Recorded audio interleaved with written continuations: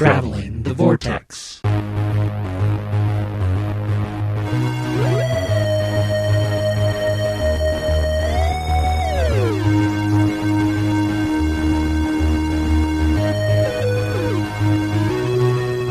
We've joined the Doctor as he travels the Vortex and landed at episode number 228.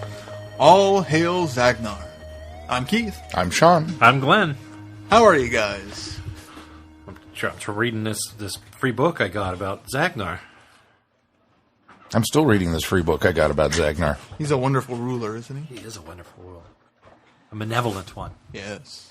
Malevolent, too. Malevolent, too, yes. All hail Zzagnar. All hail Zzagnar. You guys do anything fun this week? I've been reading this comic book about Zzagnar. I went back and saw Ultron. I went back and saw Ultron on Monday. So we took my mom on Sunday. Did you? Yeah. So you've seen it twice now. Yeah. And? As I expected, it's much better on a second go. I don't think I still would rank it above the Avengers as far as the movie goes, but it's up there and it's still up there in the top three.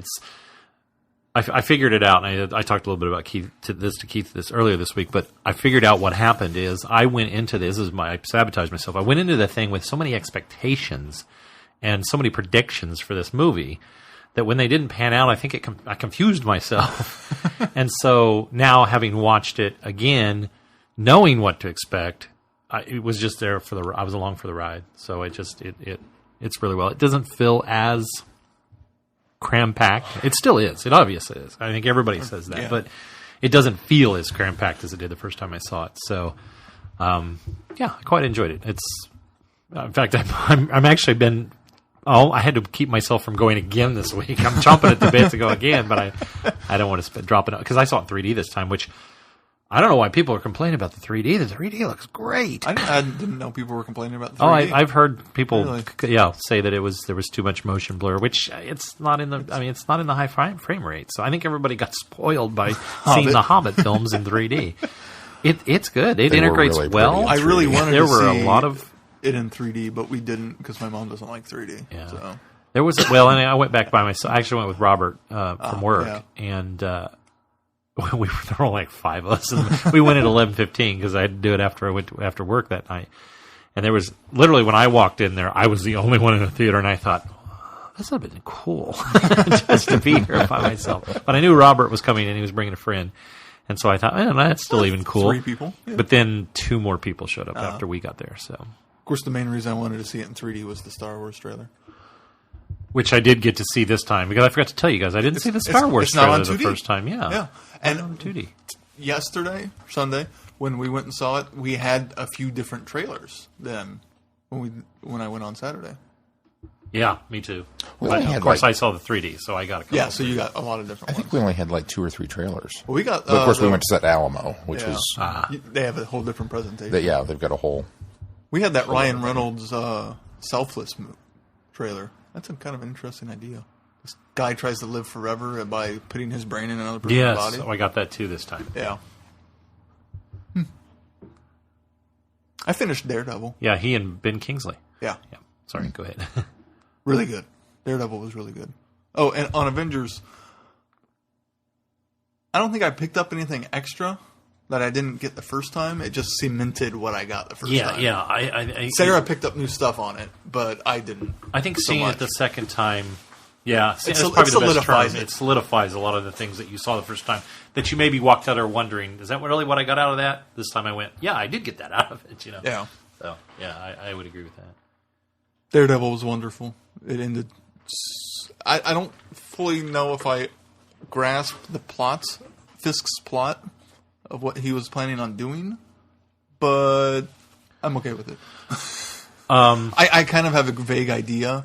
I don't have this, specifics aren't, solid in my head. I think Sarah hasn't watched them yet, so I'm going to rewatch them all anyways. I think all you really need to get out of it, without spoiling Sean too much, I think all you really needed to get out of his character. I mean, because I thought his character development was really good. I would agree really there. Good, yeah, but as far as his evil scheme for Hell's Kitchen, it's kind of That's why I don't think this will ruin it, because I think this is in line with the comics, and even if you aren't familiar with, even if you don't read the comics, you're familiar enough with the Kingpin character.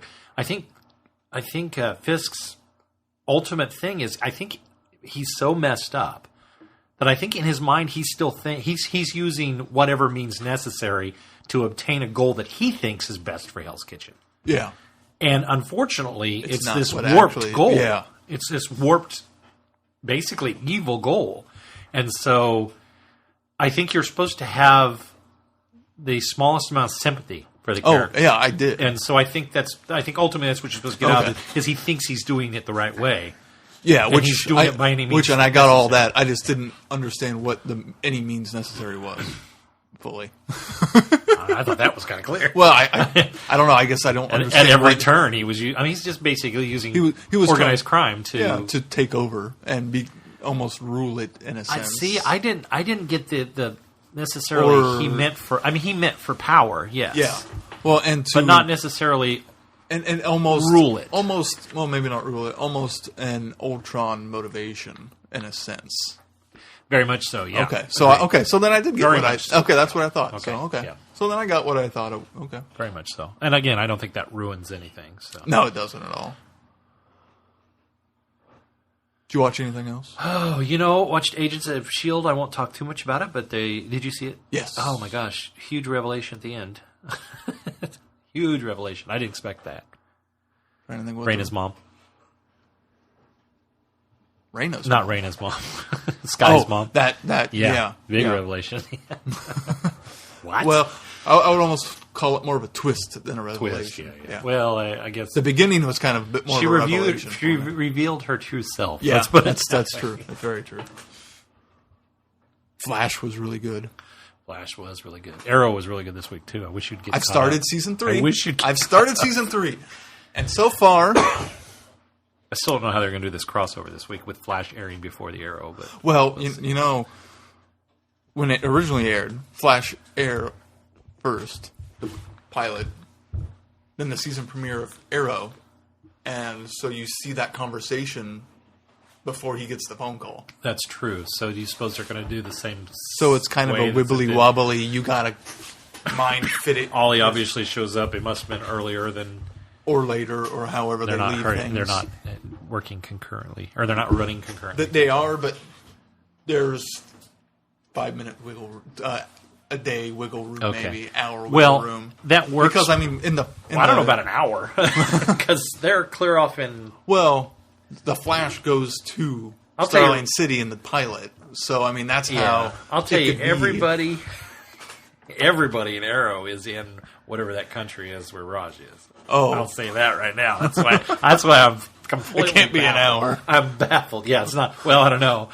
Sean's already pointed out that the time mechanics of Arrow aren't necessarily realistic, but I've so far season 3 is all right. I've watched 2 episodes. First episode, I liked what they did, but didn't like what they did with Felicity. I didn't like that. I liked the initial start of it, and then didn't like the "oh no, we can't" aspect of it. It felt like forced drama, and felt very CW. welcome to Arrow. I mean, it really that- is. that- I mean, as good that of just a felt TV more- series it is, it's a lot of forced drama. That bit just felt more than any other. A little more heavy-handed than the Yeah, maybe because it was all in one episode. Maybe had they stretched it out a few episodes. Yeah, And I was really liking Laurel, and then the second episode I watched, she just kind of reverted back to form. From by the end of the episode, she got a little better, and given the circumstances, I'm willing to forgive it, considering what happens at the end of episode 1 and what she's going through. hang in there because Laurel's character is really explored this season. Oh yeah. And Felicity. And so I'm really interested to see how the third spinoff's going to work, considering a certain character is supposed to be on that, and an actress who I don't quite know how that's going to work yet. The whole basis of the second episode of season 3. Oh, yeah. Okay. I'm assuming I'm going to... wink, wink, nudge, nudge, say no more. Yeah, they'll do some TV trickery, I'm sure. When I first saw the news, I figured them. it was going to be the other one. I trust and then realized, okay, well...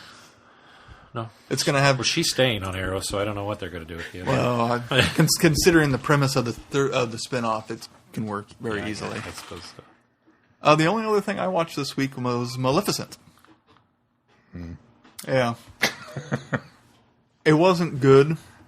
It wasn't as bad as Sean gave it a review for. A lot of the elements that he pointed out, go back and listen to that one, I agree with. But it just kind of lays there and does nothing more than anything else. I think Sean kind of, correct me if I'm wrong, but Sean kind of alluded to this as well. The most that I hear about the movie, the good about the movie, is Angelina Jolie and her portrayal of her. And visually, it's a great movie. And it's pretty. Yeah. And it's just, and the Honest trailer kind of hits it on the nail on the head, too. It's a bunch of exposition and backstory for a character that you don't need that for, whose name literally means evil. Yeah. You don't need anything more than that. Yep. I haven't seen it still. I'm still waiting to get the kids and everybody. I kind of chastise my mom for liking it because she doesn't like the princess movies too much. Because blasphemy. She doesn't think that young women should take away the lesson that your happiness is dependent on a man. That's a very modern point of view. But I can appreciate that. I appreciate that too. But I had to point out to her, Maleficent's happiness is also based on a man. Mm-hmm. And it's just the reverse. She's not happy. She's been jilted. Yeah. She's angry about it. It's the opposite side of the coin. So and once I pointed that out to her. Does she like Frozen? She was okay with Frozen. I would think so. That one's kind of bucks the trend. I think she was on the fence about Frozen, worried that it was going to go that way. And when it didn't, I think she liked it. It's not one she owns or anything, but... She should. It's a great movie. It is a great movie. Sean, what did you do this week, Sean?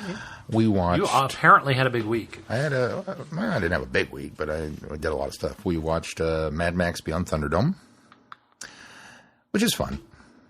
Fun. That's about all. That's about all I can say about it. Yeah, I mean, it leaves some pretty gaping plot holes. Like, why are you going to leave those kids in the desert? But yeah, it was fun. Yeah, Road Warrior is still the pinnacle of. It's very 80s popcorn film. Yeah. Yeah, not that it was bad by any stretch of the imagination. It's just I don't know that it's one that I would go back and revisit very often.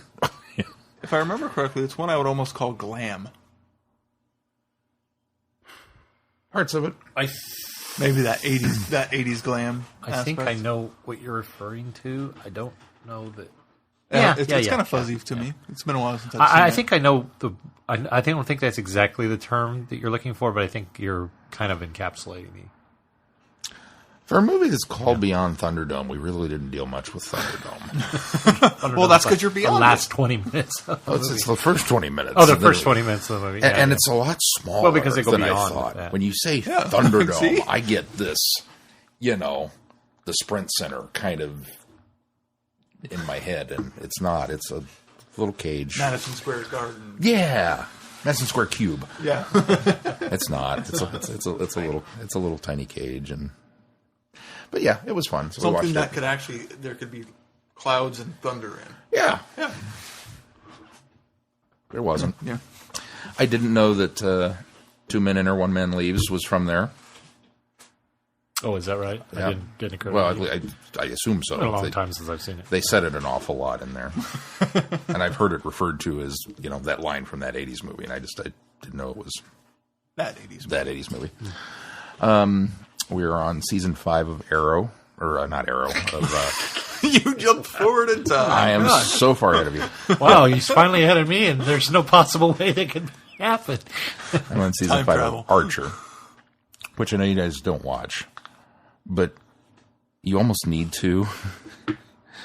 The opening for season 5, and this is why I maintain it's the best written show on television. They do a clip show. without doing a clip show.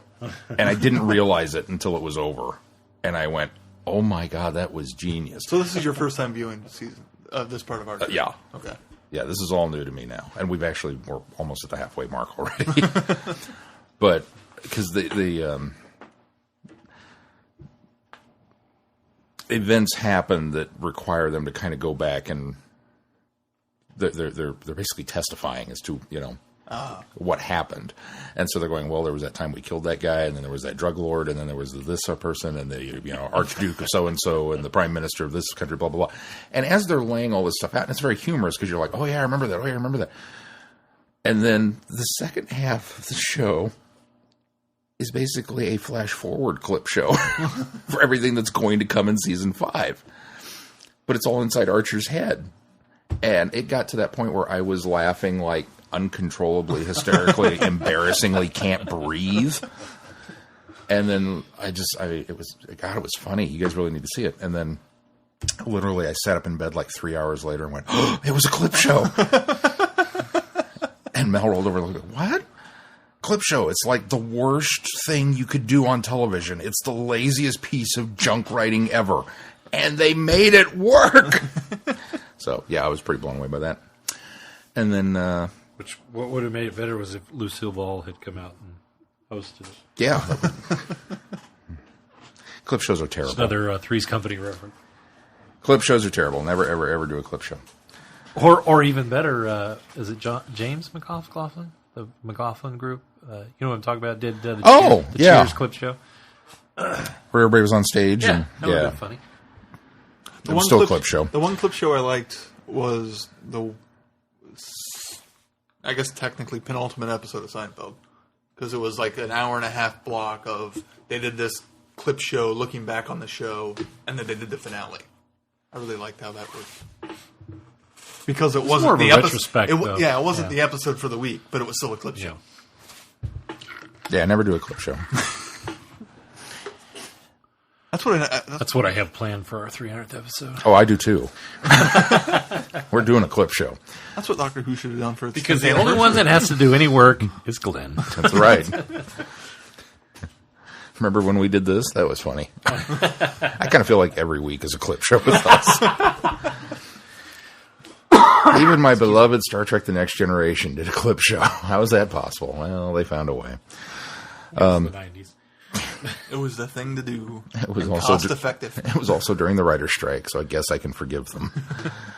And then we went back to Alamo Drafthouse last night and saw Big Trouble in Little China. Oh, nice. I love that movie so much.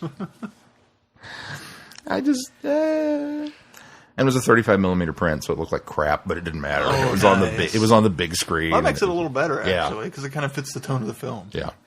Pops and scratches, and it was just wonderful. So nice.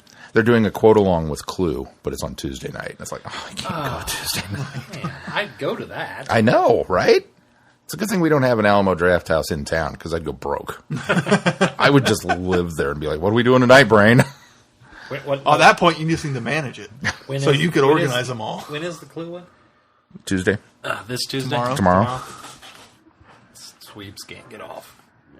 Yeah, so I guess we should mention we're recording a little different time. Yeah. Again. In reality, we're only recording 6 hours later than we normally would true. Be finishing. Except I've been up the whole time. Again. Keith is... And I'm up way too early, so Keith we'll see how this goes. I'm up at my normal time. Hey. So if I go quiet, I fell asleep. Actually, if you hear... I'm a little more awake this Monday morning than I would be we didn't normal have Monday morning. Planet Comic-Con to recuperate from. That's true. I'm a little more awake, too, because of that.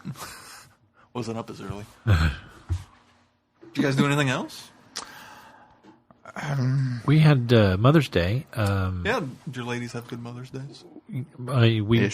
Holly's birthday is actually today. We went to happy birthday, Holly. We went to Golden Corral yesterday morning to take my mother-in-law to lunch with Holly's sister and two of her kids. Their family is always so busy. It's like we see them in pieces because one of them's either got a game and Mike has to stay home or take him to the game or. Mackenzie she's in gymnastics and everything, so we rarely ever see them as a whole family unit.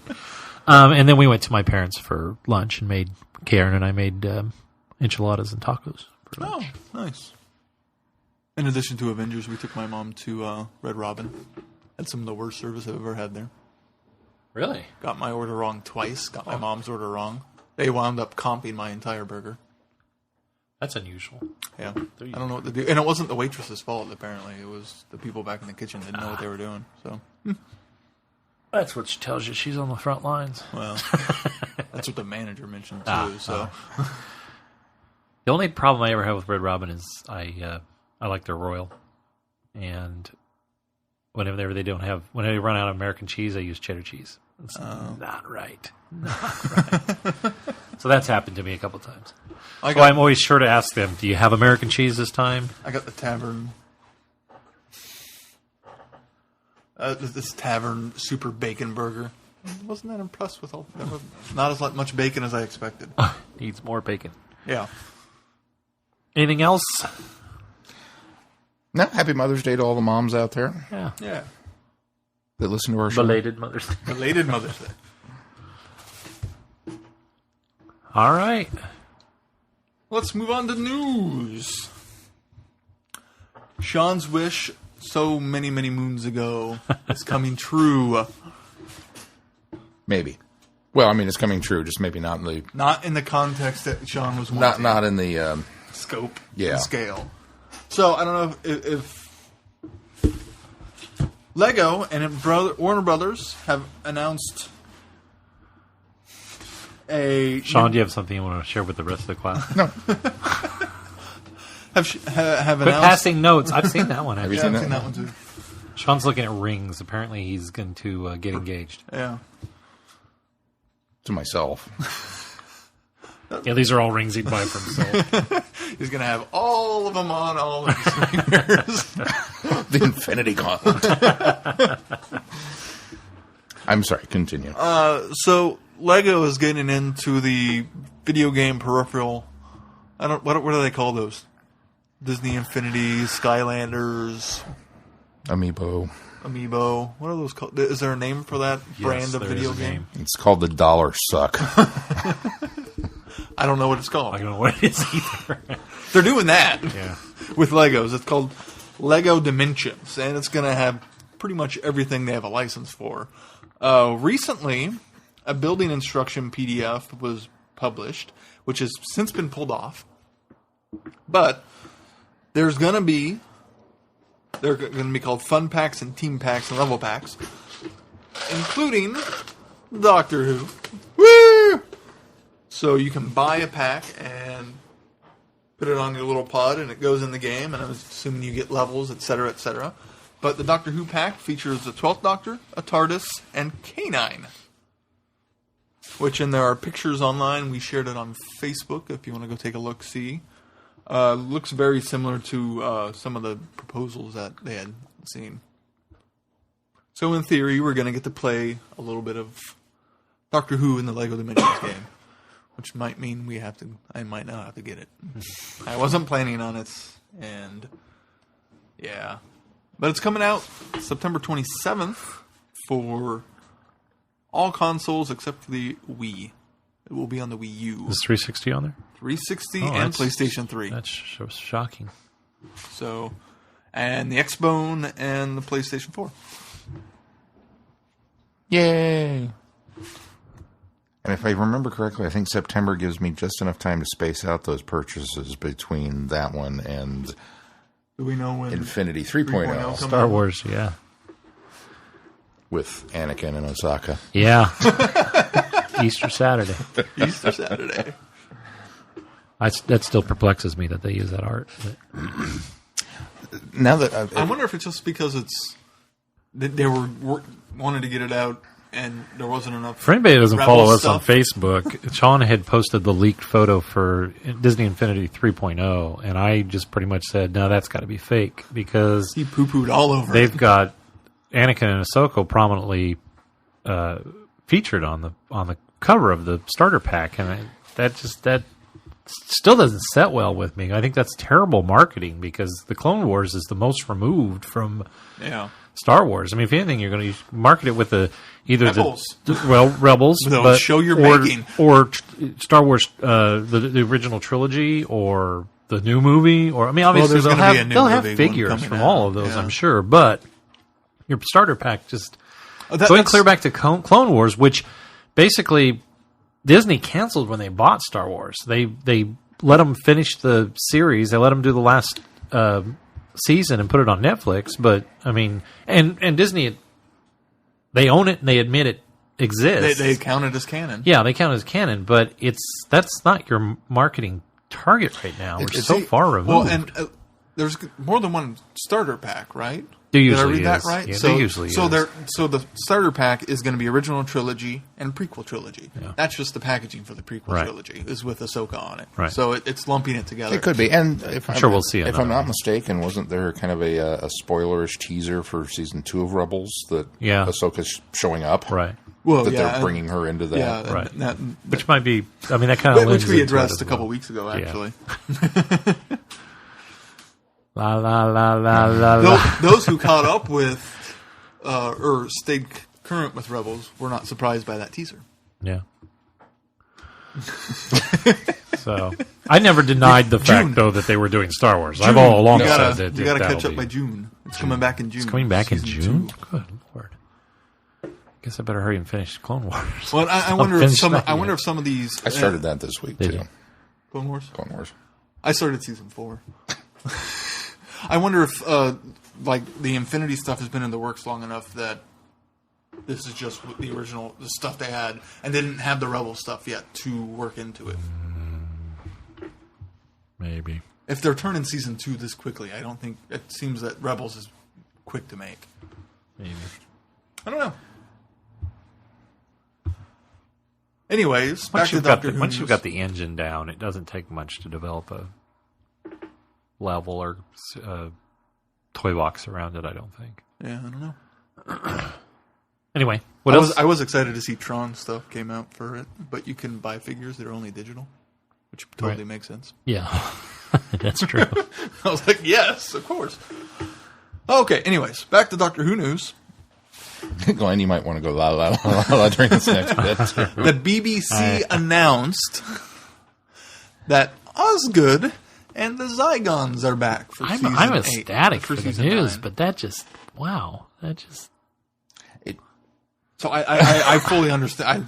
I guess they're There's a just lot of people done. They speculating- realize that they so much stuff gets out now that they just decide we just Well, and share I it. think- What the heck? well, We'll I get ahead of it.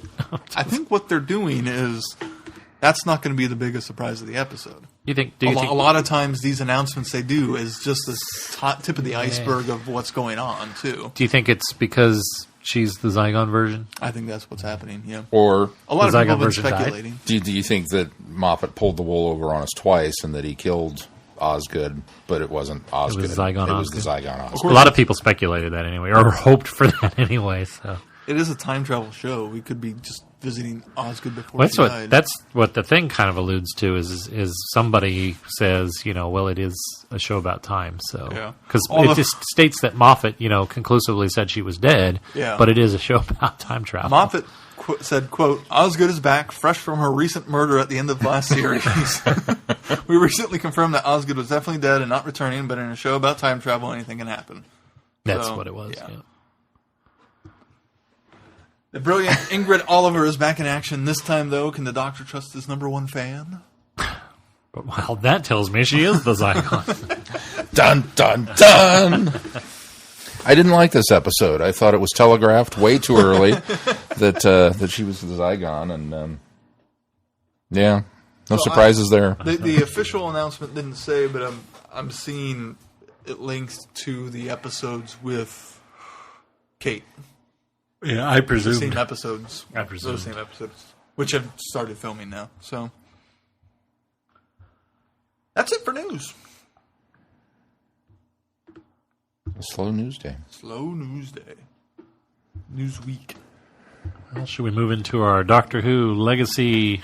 Tip of the week. This week's tip. Here's your is tip. coming- Check in. Yeah, I saw your picture. Is that the first one in a long time that you didn't check in? No, I just You thought you'd share the agony. when you get all the way up to that point, and it's like I get time crystals tomorrow, and then you forget something had life, and and then you go and you log in, and you're like, I didn't log in yesterday. Oh, I didn't log in yesterday.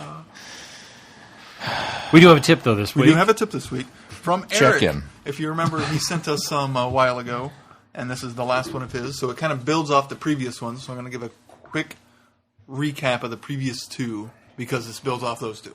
So he, when you have two possible matches, you can make the same area of the board. Feel free, and feel as you can only choose one. Consider overlapping them. So that was the one, if you remember that tip. And then the other one was when you pick a gem to move around the board, try and pick one you don't intend to match. This will force you to see it as a primary tool for making as many matches as possible. And so then this tip builds on the concepts behind the previous two. When you are done finding more matches to make, try and have your gem end up next to one of the same color, especially if there will also be a new gem coming in next to them. Personally, I like to stack them vertically at the top of the screen when there are matches being taken out directly below. This gives you a 1 in 6 chance of getting an extra match. Not bad odds. That's a good tip. That is a good tip. That is good tip. That is a good tip.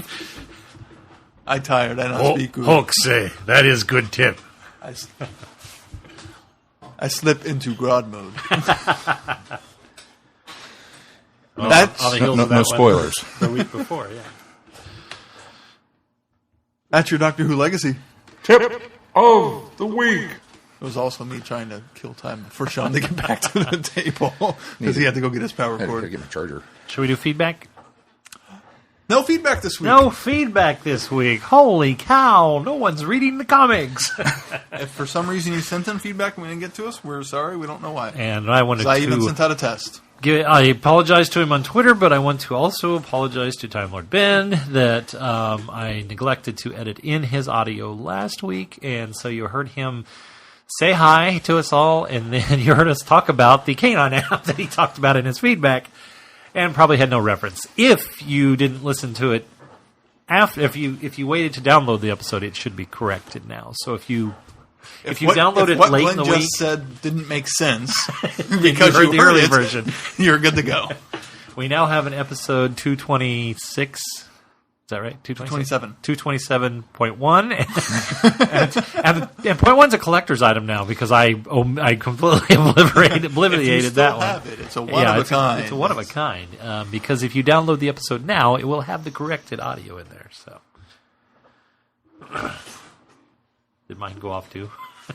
Yes. Oh, yeah. I'm sorry. And I was sitting here thinking to myself, why are you... over mine. But yours just sits there next to the microphone and does this little thing, and he's like not phased by it at all. It's like, okay, I see what side of the bread my butter's on. All right. So anyways, I apologize again, Ben. We're still working out the bugs in this show, Ben, if you couldn't tell. Yeah, I haven't done that in a long time. We never claimed to be professionals. I have not done that in a long time.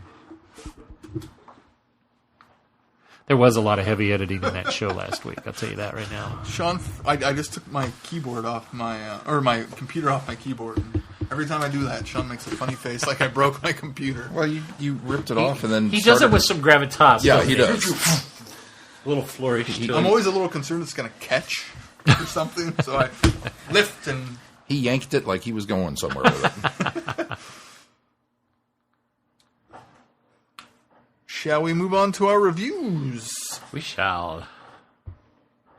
We're going to go Dr. Chronological. That words are hard. Two words that don't make any sense together. Not Doctor this show. Who.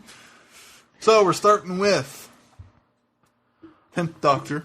Because and just a note for those of you that are tuning in going, what about 9?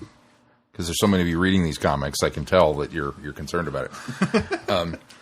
We initially had decided that we would go ahead and do that and then changed our minds. So we're not going to do 9. We decided since it was a limited run, we're going to save all that for a good 9th Doctor comic episode. We'll just do all the Ninth Doctor stuff at once as one arc. Now, we're doing that because we can.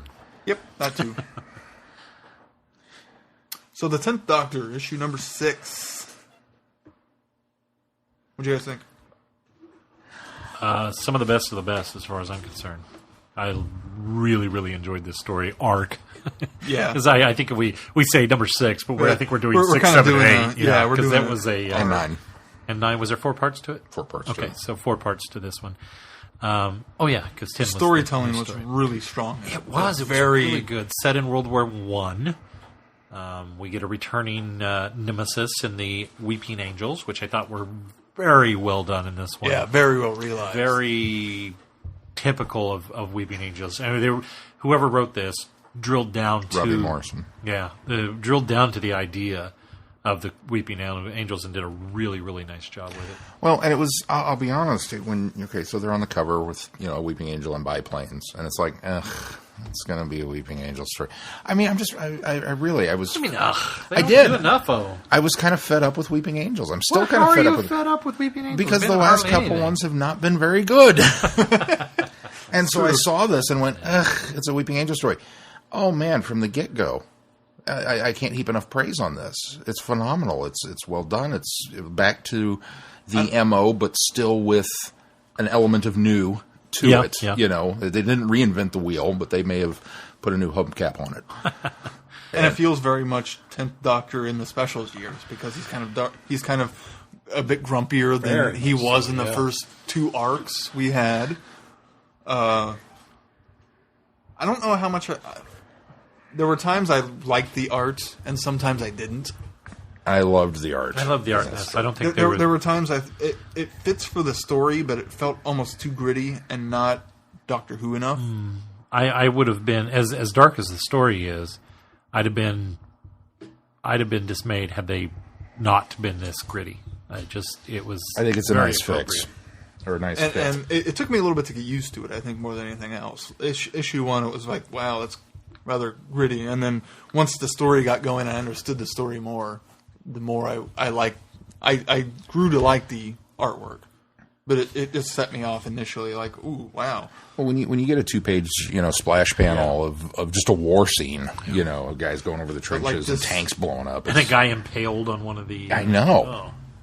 Well, and then a whole panel of a guy stitching his eyes open so he can't blink. He has already stitched them. Yeah, He's not stitching. he's not stitching. They're already stitched. It's like, whoa. I think that was probably the graphic it got in the whole arc. I think so too. But he didn't blink. No, he didn't true. blink. That's true. That's one fix for it, I suppose. I really like how later on the isn't it later on the Doctor realizes, Gabby realizes, we can wink.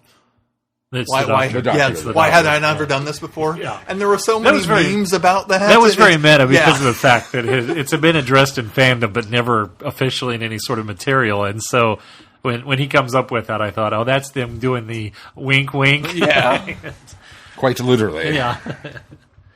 And there were parts of it that almost felt like Human Nature, Family of Blood. Mm-hmm. With a lot of the army stuff, and especially the way it ended. Did anybody not know what happened to the TARDIS when it's exploded by the bombshell? Oh, yeah. Really? No, I had no idea that that it was going to be safe. Once again, I was concerned that they blew it up and it was gone. I know it's not gone. I saw that panel and it's gone, and then I went, oh, St. Pitt. It just went down. Or what was the other one? We even had that in the Almost People. And where it sunk into the... my first thought was, it's underground somewhere. Wholly intact. See, I just thought, And I thought, Sean's going to have a problem with that. I guess I just thought, it got buried in rubble. I don't like it when sexy is not parked down the street. It concerns me. What are you doing? Your thingy came off. Well, why'd you do that? I didn't do it. I liked also that we got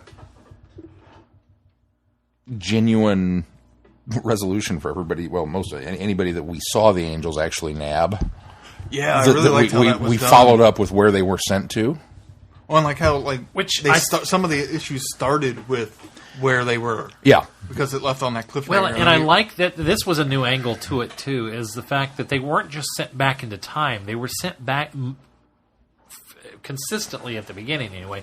They're sent back to other perilous situations, like the two guys being sent back to the train that was destined to plummet over the bridge that was going to be taken out, and the guy in the gladiator arena, the one that was on the pole getting ready to be torched because it was the 1800s or 1600s and or 1500s, 16th century, and they thought he was a witch because he appeared out of nowhere. Yeah.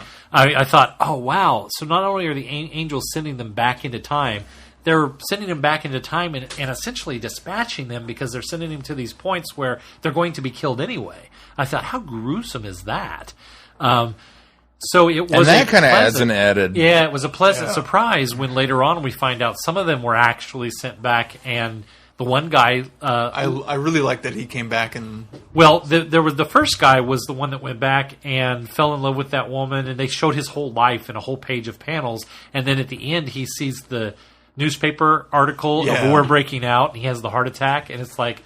So you tugged at the heartstrings a little there because, this is one guy that genuinely survived, lived a full life, and then, ended up having a heart attack as a result of the fact that he saw the article on the war breaking out. I just thought that was really, really well done. And then, of course, as Keith was alluding to, the guy that comes back and actually saves them. And I really like the idea behind it, too, as of how the Doctor describes it it's a perfect feeding ground for them. So many people would disappear and nobody would ever know how many people died that we never found the bodies for. It's such a cool way to explore that idea. What do you guys think of Gabby in this story? It was very interesting. It was a good story. She's not got a lot to do except for she's very good at coming up with excuses as to why they're there. Oh my God, Doctor Strange! It was a great story. And then they developed. They toyed with a little bit of a romantic aspect of it, which I quite enjoyed. Yeah. I did wonder, are they going to leave Gabby behind? I thought, this is very first Doctor where one of the companions falls in love and sticks around, and I thought, surely not. But is she staying or is he coming? Yeah, exactly. I thought the same thing. Really good. Very intense. I thought the whole story was captivating, kept me enthralled the entire time. Made these books go very, very fast because I was hanging on every panel that I was going through, and that's why I thought it was 3. I forgot that it was 4 issues. When they finally find the TARDIS and the angels have the phone box again, that was cool. Gabby, I think I said it before that she just kind of instantly cemented herself as one of my favorite companions just right off the bat because I really like her spunk and her, she's great. And when she's cornered in the basement with an angel and she's going on and on and on about I'm the queen of not blinking, we have staring contests with my brother and blah blah blah, and she's owning it, and you're like, yeah. And then you flip the panel, she goes, of course, my brother's 3, and it maybe not count. Her eyes are starting to water. And then I got concerned. It's like, oh, no. Well, when she finally gives in and has to blink, I was like, what's next? Turning the page. But the story that she came up with for, and even the Doctor was like, yeah, it was good. Well, he says, I can't wait to hear this. Well, considering when they initially show up, he's like, I need to take you away from here. This is, you need to go home now. Immediately. Pretty much, I should have, I took you on one trip and shouldn't have taken you on a second. And he gets very specials Doctor in this one where he's talking about, But then she proves herself to him by the end of the story. I thought was great, too. They definitely took a different approach in her drawing than they have before. In her drawing? In the way she looks. Oh, yeah, agreed. She looks a lot more mature here than she has before. Agreed. That fits the art style, but it was just kind of like, whoa, okay. I did get a little concerned when the 4th story starts out with her diary. And I recalled back to that one story we reviewed last time that I had the most difficulty reading because of the font, or the font, the text is so hard to read. I thought, we're not going to do this whole story this way, are we? But fortunately, it was only those 2 pages, and then we launched back into the story. I thought, well, that's nice because it keeps that tone, it keeps that part of the story that she's keeping a journal. And I love the illustrations in the journal, and really you guys know why I like the illustrations. They're very Disney-like, but I really had that. Oh, great! Not this again. I struggled with reading this the last time, and then it was just a couple pages, and we were done. We moved on back into the story. I don't know if it's because I have a newer device, but I found it easier to read. Well, you've got a really large. Yeah, well, that's I will say that I'm a huge fan of. I want a physical comic book. I want to be able to pick it up and I don't know if I have would it and everything. The journal stuff on a physical comic book, though. I have really kind of become a bit of an addict when it comes to, the Titans have been nice enough to get us these digital copies and being able to enlarge things and look at individual panels. And for my poor eyes to be able to read some of these cool fonts, it's really nice to be able to do that. Yeah. We didn't even get 2 full pages, did we? Got a page and a panel. Yeah. Yeah. Well, and even the one page that starts it off. I mean, you get, Oops, where'd my display go? Actually, no. This is a 5. Oh, wait, no. Just smack it on the side there, like an old tube television, Sean. That'll work. Worked for Alan Quantum Leap. Oh, we watched Independence Day this week. I forgot to talk about that. We introduced Caitlin to Independence Day, and she loved it. That was great. She's excited for a sequel now. The reason that made me think of that was. She's pounding on the side of that television in the trailer or the caravan, and she's smacking on it. And I turned to Caitlin and said, "Yeah, back in the days, in order if the TVs wasn't working, we just smacked on the side of them." I said, "Don't do that to our TV now. It doesn't work anymore." But even the one panel that's the one page that's a full thing. Well, technically this is still real art. This is still real art. This is still real art. You only actually have 2 panels of drawing, even though it's all with her. They intermingled that though in the first time they did that. Not to the extent, but yeah. So I really enjoyed the artwork in this one. I did too. It was a great story. Gabby looks terrific. Although I think that they took... me too. Yeah, me too. How was that in the middle of this? Did they do that on purpose?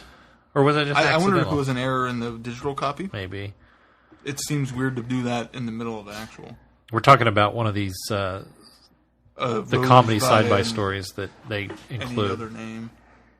And I liked how, in the end... the priest kind of folded back on time and helped little baby Jamie. Yeah, his mom when she was giving birth or after she'd given birth. I thought that was really neat. A lot of the fact that the body count was massive in this because not only do we have everybody dying in the war in the first book, but we have all these people that go back and are sent back through time and they die. So it really sets the stakes high for when anybody goes back, and when the priest / doctor goes, gives his life for Jamie, the doctor, and Gabby. I thought, this isn't going to end up good for him. So it was really a relief that he was able to go back and do something. Did anybody wonder if Jamie is a descendant of Jamie McCrimmon? I did. Even though his last name is Calhoun? We got a nice reference. The doctor said, I had a friend named Jamie once. In my head canon, he is. Oh, yeah. on his mom's side. On his mom's side. Yeah. That's why the name's different. Anybody concerned about the ending? So the doctor makes it to the TARDIS and flies off, and Jamie and Gabby are in this underground tunnel surrounded by weeping angels, about to be, nabbed, and we've got a whole fistful of dynamite. And okay, I like that Gabby was willing to sacrifice herself to stop the angels. That spoke great to her character. Well, and it also was a little added piece of the fact that she really was in love with Jamie. Yeah. Because so many times you get, especially a very quick last-minute love scene, which we do in this. We don't get their moment until the end of the third comic. And then in the fourth comic, she's kind of still in her own self-narrative, remembering that because that's set up with her journal and everything. Yeah. And you kind of think, are we gonna address this? Are we gonna leave it? What's going to happen? And so that was a nice moment to go, okay, this really was a genuine thing. Yeah. Now, then when they turn around and leave Jamie, and she's like so easy to, I mean, she wasn't. You could tell she was heartbroken about it, but it was. They also have that nice moment at the end because they do share the kiss finally that was interrupted by the doctor earlier, but it did kind of quantify that scene earlier, the fact that she was going to stay with him. And it was noble because she was sacrificing herself as well, but she was also doing it with the person she had strongly fallen for. Yeah. Well, it's another example of great layout storytelling because we've got this and the close-up of the hands as they push the plunger down and then this explosion. And then you turn the page. And it's a bigger explosion. And it's a bigger explosion from the outside. and it's really kind of illustrating, they didn't walk away from that. Yeah. But then they did, because of some trickery with the TARDIS force fields. But I'll allow it. The force fields, it was well rectified. It was very well stated that this is what happened, and you buy it. You go, yep, that's what happened. I do like the fact that the doctor kind of is cheeky about, you didn't wait for me. No, knowing full well that if he'd arrived a half a second later, they would have died. Well, I just going back to the Gabby and the love story, I like the fact that she wanted him to come along on the trip, and he didn't and travel, and she obviously couldn't stay in that time. So I mean, well, and he obviously couldn't travel. He made it clear that he had a responsibility to fulfill, so that worked really well. And I liked the moment going at the end, flashing ahead to 2007. Jamie's in a wheelchair visiting the graves of the dead of all his fallen companions, and this scene right here was very cool with all of the men standing, saluting, and kind of the ghosts of the past, and I like the fact that the granddaughter drips over the stone in the ground, and the last shot is the hand reaching out. That was pretty cool. So not only are the weeping angels returning, but probably these weeping angels are returning. This ending part was the most Human Nature Family Blood than any of the other. I would agree. It was very, very similar. All right. So next in line. Just a phenomenal 4-part story. It really really well done. Next up is 11. He says, not so good. No, it's, did we want to tackle the fifth one of the add-on? We can talk about it. Yeah, it's you know what? No, let's not, because that's the start of a new arc.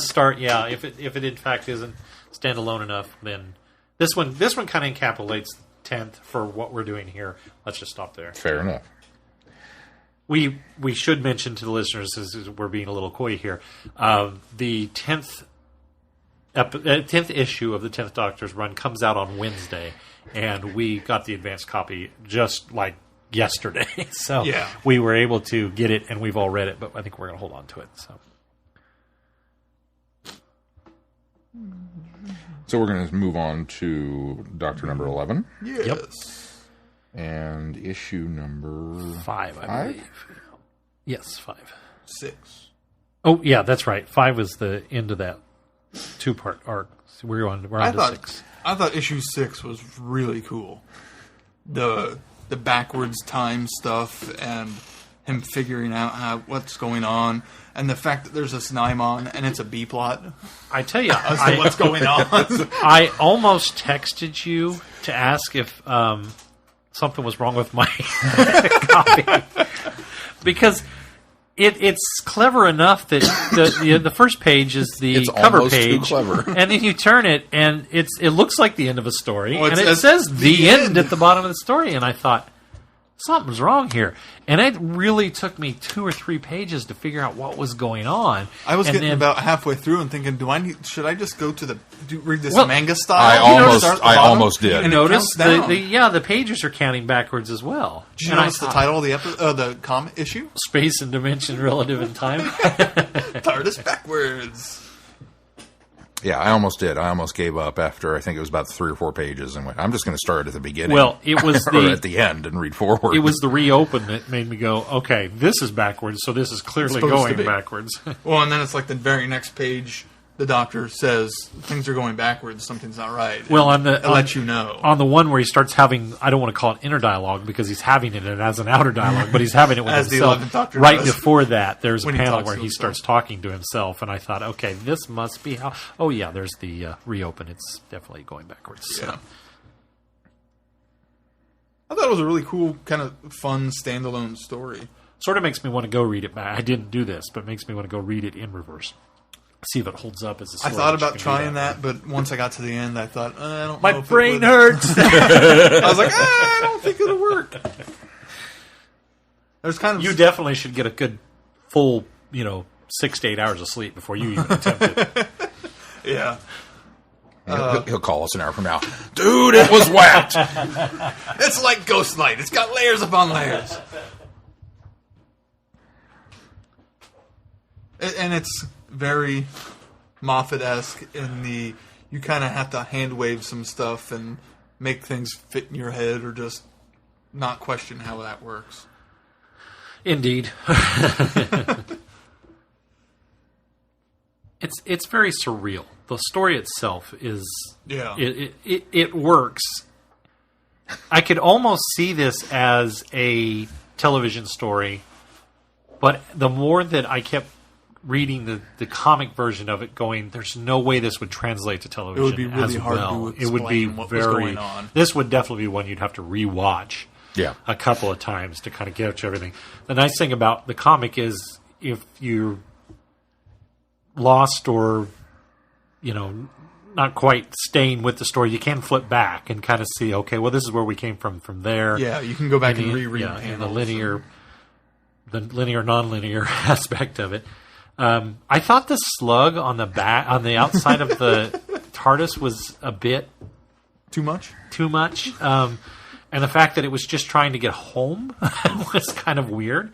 That's so Moffat, though. I do. That's so the 11th Doctor. I do like the very last page of the story where everybody's like, go home. The Nyman's coming, and he's like, okay, welcome me, God of your people. And then they're like, get the hell out of here. Go away. The Doctor's already been there. And, nope. Not going to have it. Oh, like you said, Keith, the fact that there's this Nyman, I was like, ooh, a Nyman! And it's the B plot. He's literally so I was fine with not that part of the story. And I was like, okay, that's that's kind of cool. It was very fan wang, but it was more like, oh, okay, well, I'm not going to get a Nyman story, but I'm getting a Nyman. But then we get outside of the slog, and it's like, oh, I guess we still have to kind of deal with why is the TARDIS moving backwards? Okay, it wasn't the Nyman. Oh, it's a little rainbow slug stuck to the... And it just... once again, I was kind of disarmed by the... Yep.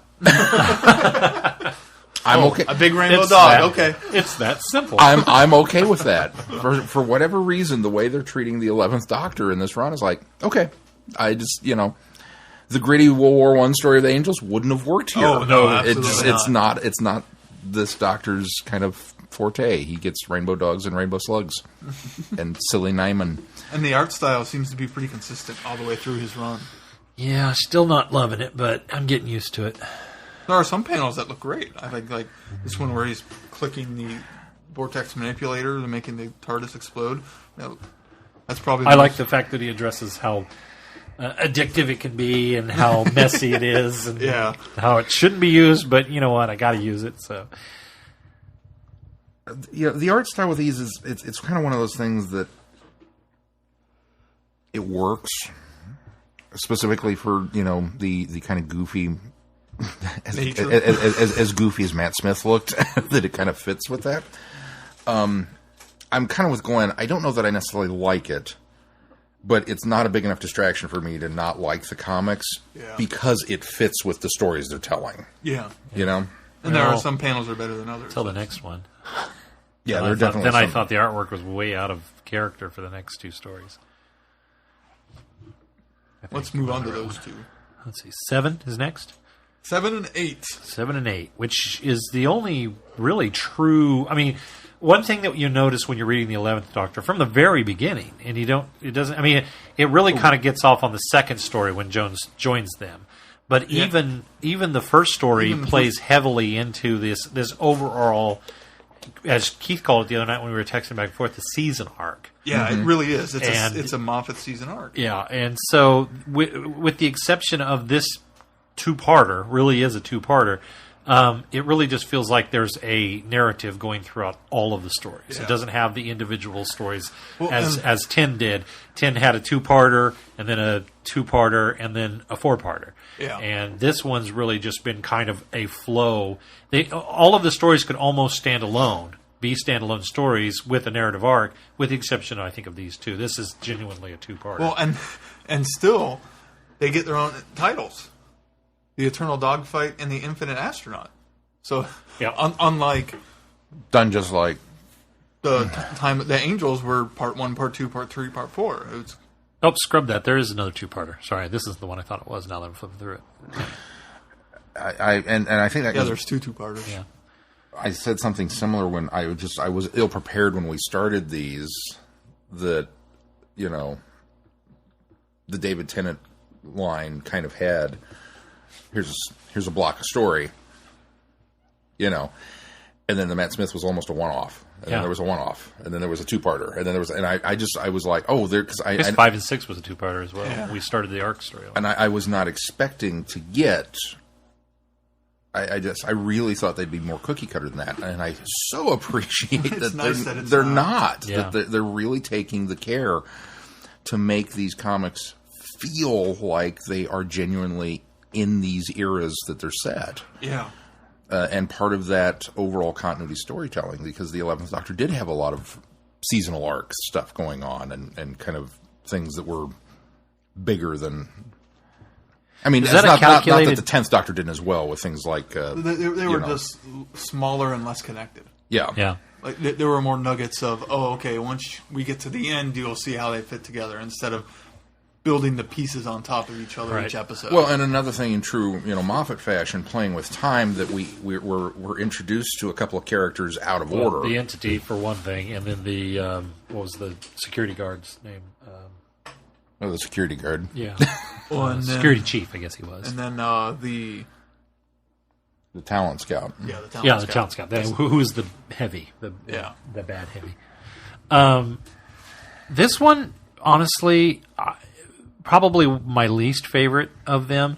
I like the scope of there's this war between these two factions. Great concept. And they've brought their war to Earth. And at first, Earth is not a part of this. And so really Earth's just kind of bystanders. They're kind of the neutral party, sit back and watch. And I thought that was kind of a neat concept. It's not until it gets into the story when the Doctor takes Ark. Is that a calculated name, Ark, since we've got a story arc going on? Do you think maybe they did that on purpose? And he takes Jones and Ark on this mission to find this loophole in the library, and it's very just kind of it's one of those. If it was a television story, it'd be one of those. Just there's a lot of fun scenes going on, a lot of action, a lot of momentum, a lot just busy going on, and then Jones eats some donut. Yeah, that's the part of the story I don't get the point of it. Gets indigestion, space indigestion, and they never really resolved that. He's just kind of like whenever out of they it come the whole back time. From the Infinite Astronaut trip, he's fine. The only thing that I can figure is that Jones, had he not been distracted by the space indigestion, wouldn't have had the will that who's there? Alice. The will that Alice had to not basically go into this. To stay there forever. Yeah, to stay there and look at what this thing is. Because that's what's happened is they kept sending these crafts. Jointly, these two factions send these crafts into this void, and they don't return. And that's why they continue to be at war. Yeah. Because they blame each other for whatever's happening on the other side of this portal. And the reason they never come back is because they go there and then they just become so complacent that they die there watching this vast void. Yeah. And so had Alice not had the will or the necessity to return, do you think maybe the space indigestion is to keep Jones occupied or disoriented because Maybe, he has to travel. They took Ark out of the picture too. Well, and they had to. Well, and Alice and Jones have to. Yeah, well, that has to do with another storyline. But Alice and Jones had to go into this thing because they were the only Earth's representatives. The Doctor couldn't go because he's from Gallifrey. Ark couldn't go because he's a different being. Those two were the only two from Earth. So, was anybody kind of weirded out when Alice's mom shows up? Yeah, I mean, there's obviously a.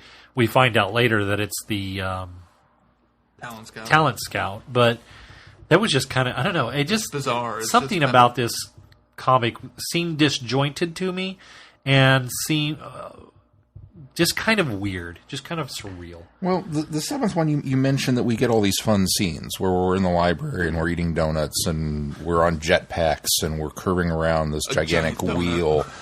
And, okay, this is all fun and cool and happy-go-lucky. And then the dead mom shows up. Yeah, and it's like... Yeah. You know, it almost... Where'd that come from? It almost sort of felt like filler. The fun... It didn't at the time. Yeah. But then when we get to the big reveal... It almost felt like all of that was for naught. We didn't need any of it. Time. It was just we needed the travel time because we had Alice out of the picture for a while, and that is all setting up the Talent Scout for later down the road. Yes. So it's kind of they had the story they needed to continue and had to find something to build it around. I enjoyed the. With the infinite astronaut part of it, I like the construct that we've got this war with these two factions that's raged forever. And unlike Skaro, where it's, kind of, we're starting to degrade down to previous weapons because we've used up everything, that they apparently still have the resources to keep going. Right. Yeah. This gigantic space fleet. Despite... Even though they look at it's kind of like the Rutons and the Sontarans. Almost, yeah. And the hamsters. Which I thought was a great reveal. Yeah, that was a really cool reveal. Because I didn't like the design of the alien. I was like, it sort of reminded like me of Hitchhiker's rip-off Guide. Of Sontaran, and then... No, that's not it either. It's a hamster.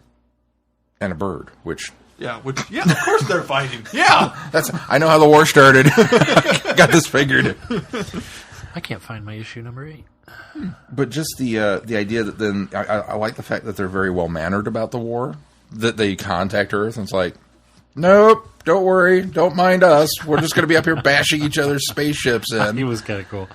And then they have and Earth's like, okay, we'll just watch. Yeah, go for it.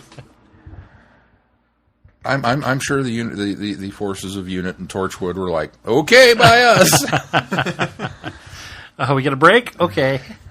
But I like the fact that they have this concept for we can call a truce and send one of each into this to find the face of God or whatever and come back and report and tell us that, this is the true meaning of life and everything's great. And I like the legal trickery of the Doctor not being able to go. Yeah. Which I thought was clever. Because the Doctor would have had it all sorted. If he could have gone in there and saw what it was, he'd have, no problem. But then when it's suddenly Alice and Jones's life at stake, it's like, ooh, can they pull this off? And that's why I can only think that the space indigestion is just meant as a distraction so that Jones doesn't, It is this one. And even if he did chicken out, I mean, Alice would have just punched him in the face and she would have just he turned the ship around anyway. I'll bring it up here because I think at this point it's obvious, and it continues to do this. I think I'm a little thrown off. I understand why they're doing it, and it's a bold choice, but I think I'm a little thrown off by the fact that Jones has a different look every story. I get the joke. I don't know if I like it. Yeah, and it's almost what it feels like. Is it's a running joke until we get to the last one. But we'll get there. Yeah, we get there. We're getting there. I'm still. You're talking about the Gremlin King, right? Goblin King. He calls him Gremlin King. Yeah. Yeah. I saw that and I went, oh, okay, nice way to skirt around the copyright of that. I'm still enjoying fandoms I never thought would collide ever. Well, it makes sense though, since they're equating Jones to Bowie. It's just, we're getting ahead of ourselves. I'm still enjoying the lyric drops. I mean, this is one of those examples of beating a dead horse. You know, this is a Pratchett. I get the joke, but I'm still enjoying it, so I'm okay with it. Some fall flat for me more than others, like him in this one. The business suit and the gaining weight and losing weight. It was just kind of... I understand that whole glam rock was the shock factor. Not even shock factor. It was more of a...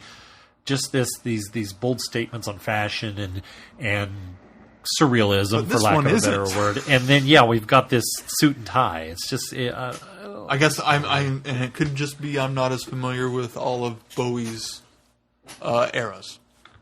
He did have a number of them. That's what I'm chalking it up to. I remember seeing pictures of Bowie in a shirt, button-up shirt and suspenders and a tie. Well, even in his glam period, I can't place it anywhere. Even in his glam period, he does things like the Bing Crosby special where he sings "Little Drummer Boy" with Bing Crosby, and he's dressed very simple and normal, and that's even around that. That was part of the shock value, is when you're used to seeing somebody in makeup and spandex, and then they come out in a shirt and a tie. You're like, whoa, what? Yeah. So that in and of itself is part of the gag for him.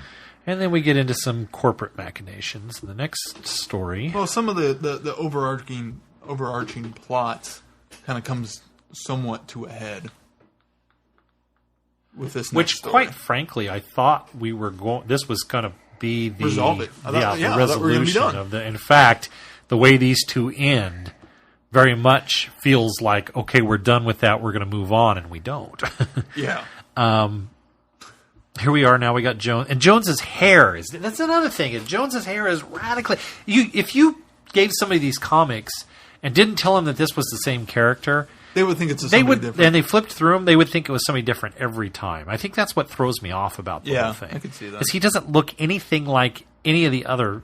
I mean, it's not just like he's changing clothes. He's changing complete look and personality in every one of them. I think that's what's bothering me about this. And they warn you a little bit in the little...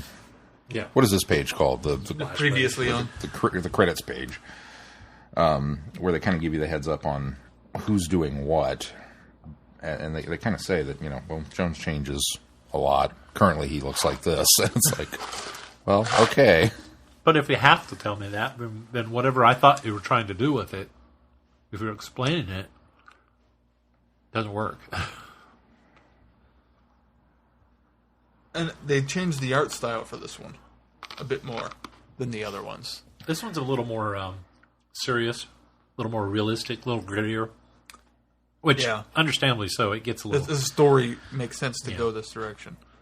There's obviously different artists working on this season. But this is the first one that I've noticed the biggest departure from the previous ones. I like the concept of the Doctor walking into the snake pit and becoming essentially converted. Sorry. We've stepped into the dead zone. Not dead zone. Death zone. Death zone. Rassilon's tomb. Yeah, I kind of like that idea too. And it's almost like they watched Impossible Astronaut Day of the Moon and said, let's do something like that, where you kind of get this big departure for the Doctor, or it looks like he's out of it through most of it, and then he comes back later, and somebody else has to kind of step in and be that role. The concept's certainly smart in the fact that he downloaded his memory I really of like his that brain idea. That was really cool. to help her. And I like the fact that Alice is the only one that can see him. I like the fact that Jones realizes what's happening but can't see. And so he's like, at one point the Doctor says he's talking to a wall. Because he is. He can't see the Doctor. He has no point of reference. So Alice dressing as the Doctor in the next one seemed a little much, but I think I saw where they were going with the idea of spinning the story so that they could basically liberate the children and the young people of the planet of Serve You Inc., I think is what it was called. Yeah, that's what it ended up being. And I like that they changed the become previously on page. Being part... They do what? On the next issue. Yeah. Being part of the story and embodying the story as well as telling the story or relaying the legend and the message, it certainly makes sense, but it just seems strange to have... And Gabby even makes mention that, we're just playing... Or Alice... she mentions that we're playing parts here. And even Jones says that to a point. We're playing the parts, but Jones kind of... Jones sort of falls into the part a little more than Alice does. Which, again, I get the joke. But I really am enjoying the fact that, well, now we know where all these ideas came from. There we go. Okay, now we're up. Matt Smith's doctor looks really snazzy in the all-black ensemble. It really does. His hair slicked to the other direction. It's a very evil look, but but it works for him. So we've got this issue is something I can't put my finger on it, but there's a story that it's pretty much just copying the ideas of, not copying, but homaging almost, and I can't place it. It's kind of like. No, not End of Time. It's I'm thinking one. Outside of Who in general. Oh, is it? Yeah. And I can't place it anywhere. Because it's very similar to the end of the 10th Doctor run, where the Doctor himself is out of the picture while the Master has control of Earth, and Martha has to walk the Earth and tell stories. And yeah, a little bit. It takes it to the next level. Almost. It has shades of that. It also has shades of V for Vendetta. It has shades of... there was something else that I sort of equated that to as well. I'm with you. There feels like there's just something that's grasp. Being borrowed from. Yeah, but I just can't place it. What I think is interesting is that I like the idea that, and I think I'm kind of going back on this because I've said before that we kind of like our Doctor to be impervious. Yes. We like him to show up and know everything and fix everything and be the good guy. Every now and then, it's kind of cool to see a story where he's at a genuine loss and doesn't know the answer and can't come up with it. Sort of puts you off footing. Yeah, and this goes one step further than that by, well, he's the bad guy. Yeah. I mean, I do technically like, he's the prisoner. But. I do like, though, that we don't lose the soul of the Doctor because, again, and as we were talking about Wilson Fisk, the Doctor is doing in this CEO persona what he thinks is necessary. He in his mind has this warped sense of he's protecting everyone by taking their stories. And I get the impression that the talent scout is also warping that. Yes, absolutely. He's taking the ideas that the Doctor has and taking his personality and warping it. Yeah, and so I do like the idea that the Doctor's able to kind of shed that persona. I mean, in visual essence, too. I mean, he literally walks out of that, and he's in his bow tie and tweed jacket again, and the exterior is sort of gone. So this panel, where we're inside the corporate headquarters, which is basically the TARDIS which repurposed, is the TARDIS. Yeah. And so he's got this gigantic expanse of windows that look out and everything, and the police box is still there on the window. Says police box. Yeah. And it was like, this gave me chills. Yeah. Like, there's something about that visual that's just so ominous and wrong, and I loved the fact that the entity is now the light in the background, too, in the center console, or not console, but in the center there, which is essentially the lamp.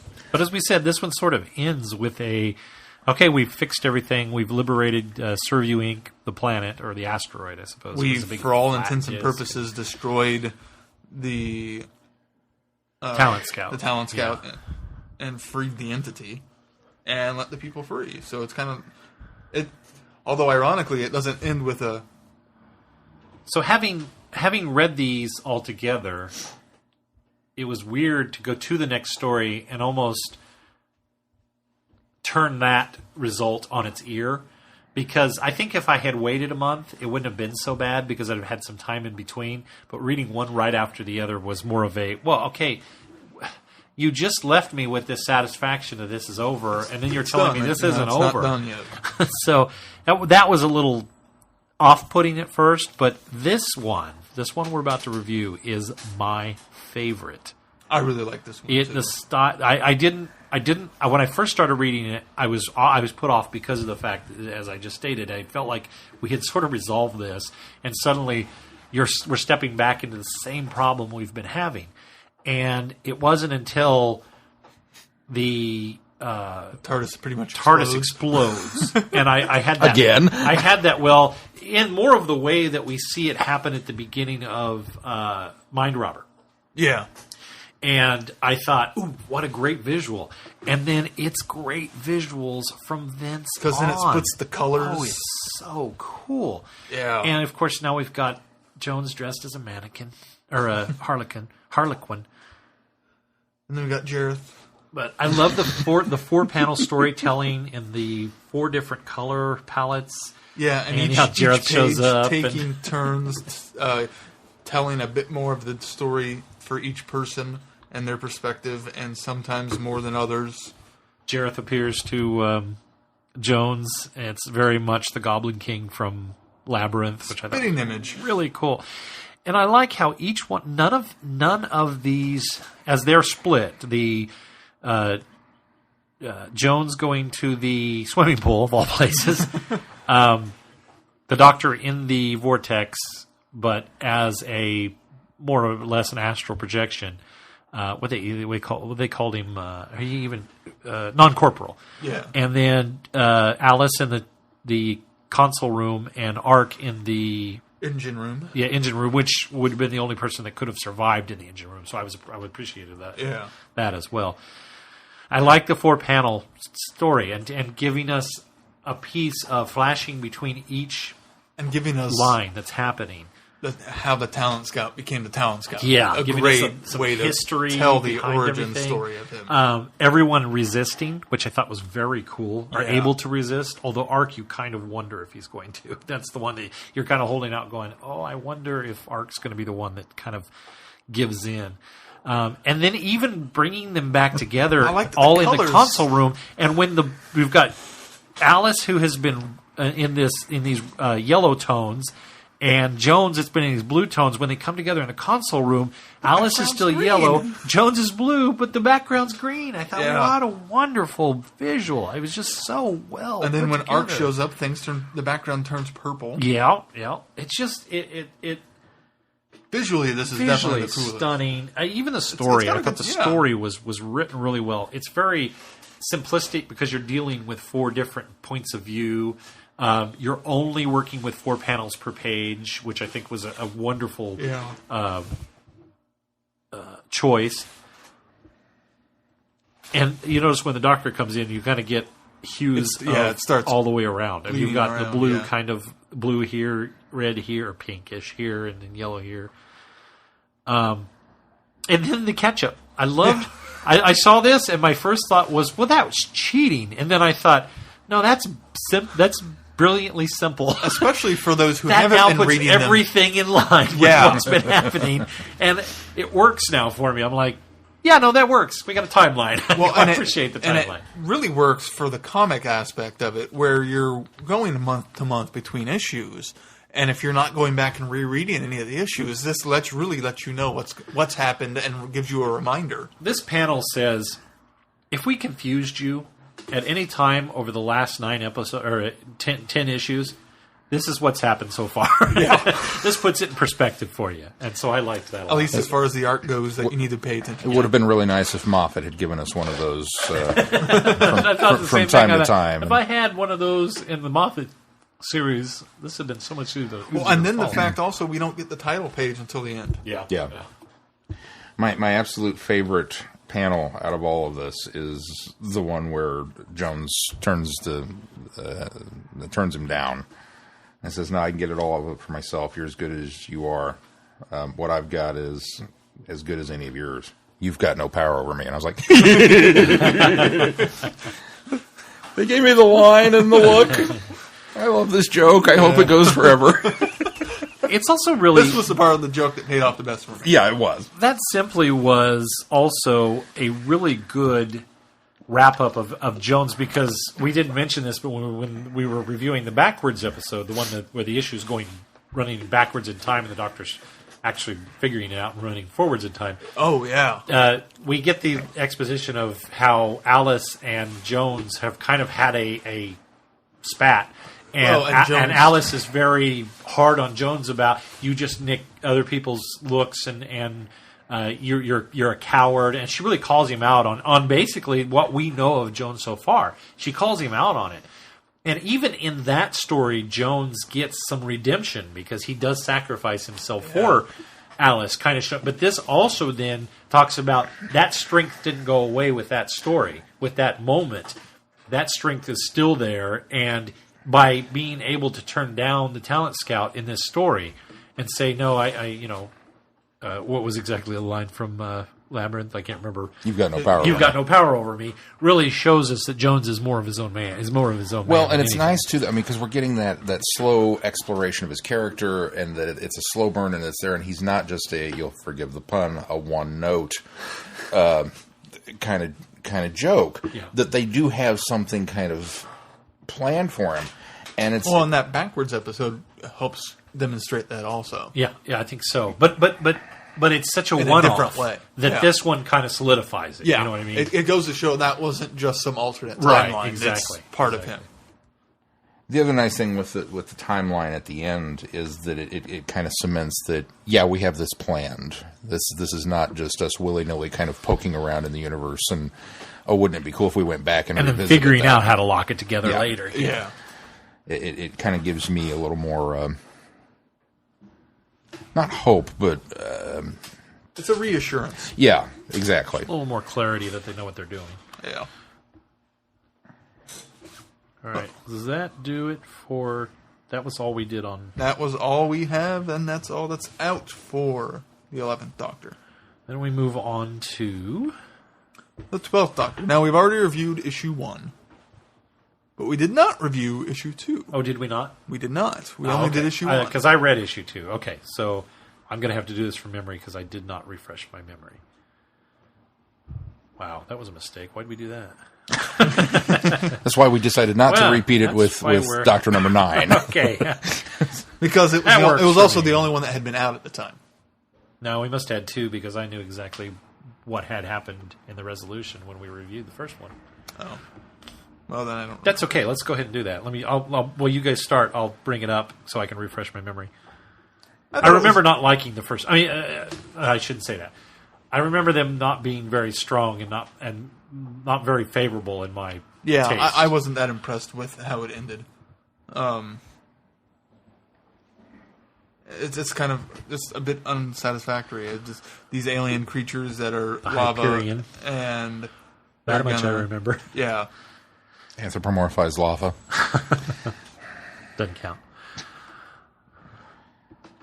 And he tricks it with freezing a Sharknado. That's so true. And then the bad CEO kind of gets left behind for the little monkeys. But it does imply that we're going to be revisiting Hyperios. Yeah. Well, to recall the setup, they arrive on the planet and it's been terraformed because they think they're coming to an ice planet. In fact, wasn't she's dressed for Clara skiing. was all dressed up. She's ready to ski. In fact, this whole story, she's got the parka on or the snowsuit on. I did really like the Doctor. Why are you still carrying that ski pole around? And then it comes in. It does come into play. And then he's like, "See, I told you to keep that thing." And she's like, "No, you didn't." I didn't feel that if I'm from going from memory, I don't feel like I thought that I remember us saying that for not knowing much about the 12th Doctor when this story obviously was written, they did a decent job of keeping with the character of 12. Mm-hmm. But it wasn't until I read the next set that it occurred to me that those are done so much better. And the next set. There must have been enough of a Well, I think elements even- of the series out at that time that they were able to kind of really capture more, because I think it's done even better in the next story that we're going to review. Well, wasn't it this one that we get references all the way up to Skoban Blitzer? I think you're right. Yeah. So at least for the characters and those writing it, they knew those events to some extent was happening. So you would assume that the would have access writers to of the these have scripts. access to the scripts, Yeah. at least the first part of the scripts, and the outline for the season. what do you guys think of 3 and 4? The next one that's the 2-parter. I just got too loaded. I'm sorry, I didn't have much to say about 2. Right. No, I didn't know either. I like the artwork way better on 2 or on 3 and 4. I think it captures Capaldi much better. You know, Even Clara. let me say a lot it's better. I think it's a little too color heavy. I think the color palette's a little too much. Considering, But the artwork's good. The artwork's considering it's the settings. It's almost more of a painting. yes. Yeah. Than a drawn comic background. But there are times when that works, and Well, the the fact that opening it's- being in the past in India, I think lends to kind of that Yeah. storybook quality to it. Agreed. The next piece is the painting of the Mona Lisa, which works. And what a great gag that was. I wish they had mentioned that he was painting one of the copies that had written on there, "This is a copy," or "This is a fake," or whatever it was he wrote on in Sharpie. I wish they had at least dropped that That would have been really line, cool. but I was fine. At least we got an image of the I Fourth think it Doctor. still works. I think it works really well. Yeah, I like the fact that we have a character that once traveled with the Fourth Doctor and the daughter that remembers. And Yeah. the key element that triggers the memory is when he offers her a jelly baby. Well, and- But and that was that- pretty cool. And that's knowing that was something Peter Capaldi put in the episode. That wasn't scripted. Right. For them to Let's use us was know that they have been they knew what was going on and had seen stuff at this point too. We're referring to the cigarette case with Yeah. the jelly babies in it. From Mummy on the Orient Express. When this started, Did you think, the vampires are back? no, Oh, I did at first. And then I went, oh, it's Temple of Doom. with the title, The Swords of Kali, and I kind of went, oh, it's going to be one of those kind of historical, Oh, it sort of is. which it is. But not as much it- as you think. Said in 2 times. It's going to be a. It's a historical and a futurical. We're going to go and we're going to deal with the Kali and the Thuggy cult, and we're going to get all the Indiana Jones stuff. But of course, there's going to be an alien behind it. I was like, okay, so I just had my mind set that okay, this is what we're going to get. And then the thing started to unspool, and I mean, yeah, that's what we got. But they did it in just a They really changed it unique enough. Well, take. when Tomb Raider shows up. I don't know. I really enjoyed this arc. I thought they did were. too. I thought they were really cool. It was very cleverly done. It was and cleverly done. Not my favorite, but enjoyable. A very enjoyable story. I guess this was a 3-parter, wasn't It it? was a 3-parter, yeah. Kalema will rule the world. I don't feel like Clara was quite used as well as she could have been. Not until she becomes Kali. And then they give her full due diligence. When that happened, I went, what? Oh, I think I skipped too far ahead because I think I'm in the next. I am. So, let's talk about that. So she becomes the living embodiment of the goddess Kali, and is it said that my first thought was, I think I know what your first Oh thought no! was. You sure you want to go there? this is a good fit for her. That was very diplomatic. Clara is. Oh, what was the line the doctor used? Controlling. Yeah. There she is. It's just kind of like, It's a little Perry-esque there, though. By the way, Yeah. And there. I could see the same thing happening to Perry. Does that make yeah. sense? Yeah, I would agree. Yeah. I like the sword play. I like the fact that the Doctor calls back to it too. Oh, thank God we got some sword play. Some actual sword play. I mean, not spoon play. I'm sure he's good with a spoon too, but this was. I was reading that, going, "This is what I wanted." The best line is, "What can I say? When you've crossed swords with the best history."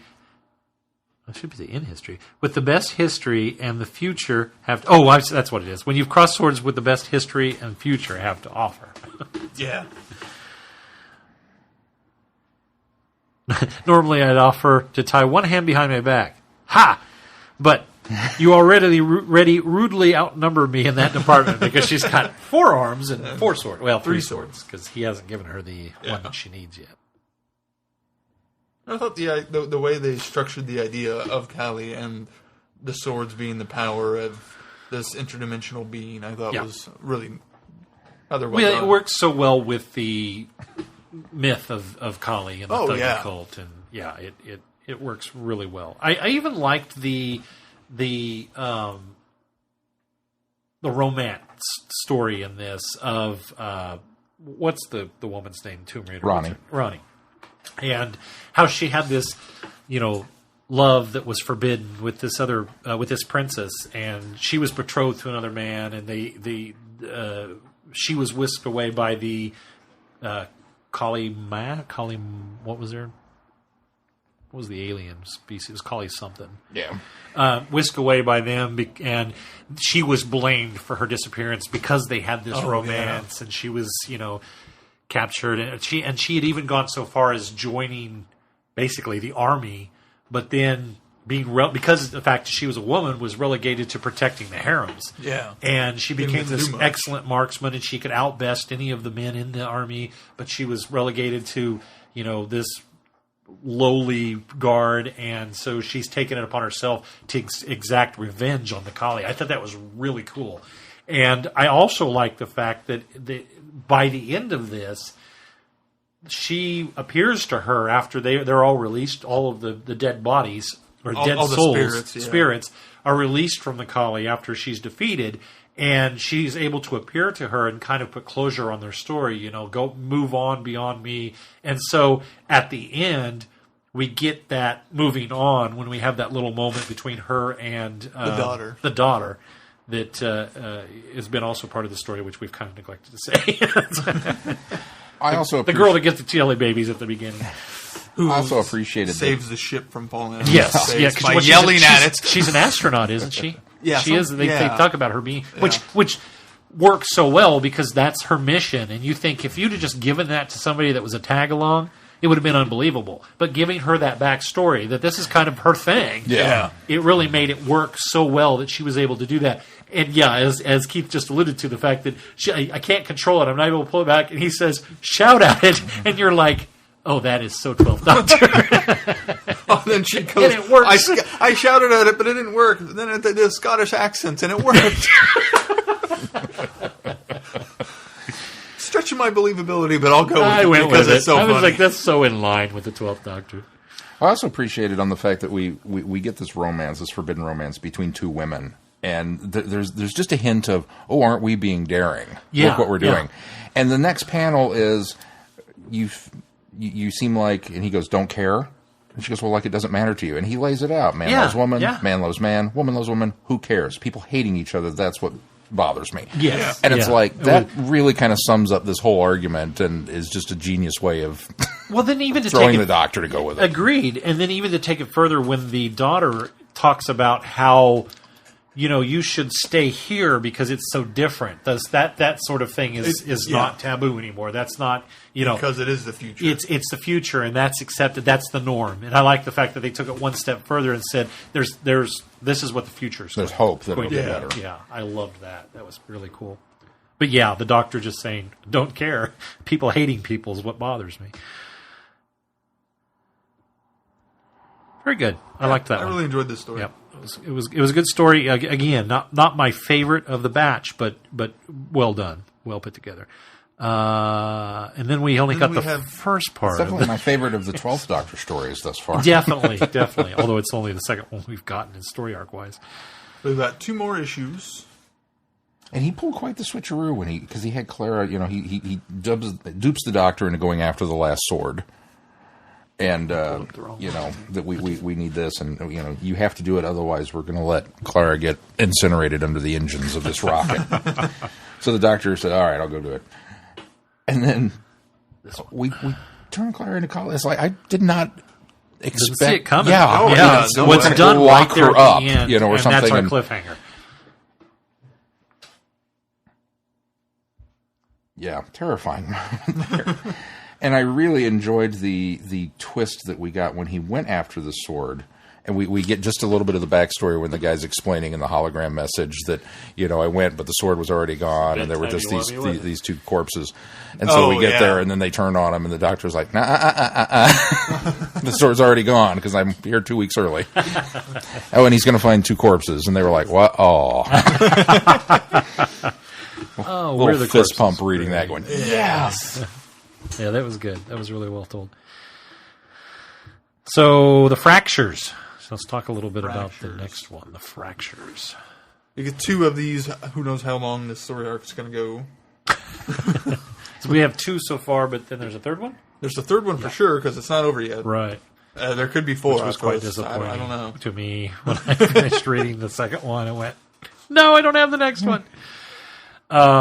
Good setup. I like the story. I like the little girl and the fact that mom it's and the other girl have lost their husband in a car accident, and then suddenly the dad shows up by coming through some portal, which I thought you're very distrusting of the dad. There's got to be somebody pretending to be the dad. He's exploiting the young girl by making her doesn't believe want the mom to see him. Yeah, doesn't want the mom to see, and all along I'm thinking, this is not going to end well. This is not going to end well. And of course, it starts out with Kate, and she's visiting the widow, and very coldly, she's saying, sorry for your loss, and she's being very genuinely, compassionate. This is a social visit. We want to check up on you, see how you're doing. Oh, by the way, your husband was working on something. We were wondering if you knew the password. And I thought, oh man, he's a unit employee. So unit.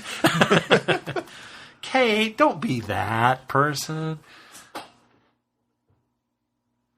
I like the reference too when the Doctor finds out that they're going through with trying to launch this machine that he'd been working on. And the Doctor says, did you not learn anything from Canary Wharf? There were so many references in this one. And then later finding out that this is actually, he had basically taken the technology they had for the portal between the two worlds, and had reverse engineered it and come up with his own version of it. I thought, oh wow, this is such a callback to it's pretty much Army of Ghosts, a sequel in a sense, in that aspect of it. Yeah, a little bit. Yeah. I don't know how. Of course, now it's unit working now, with it, but not instead of Torchwood. but still. Oh, I know what it bugged me because I couldn't remember where it was, and I finally figured it out. Speaking of callbacks, going back very quickly to the 11th Doctor one where he's on the phone.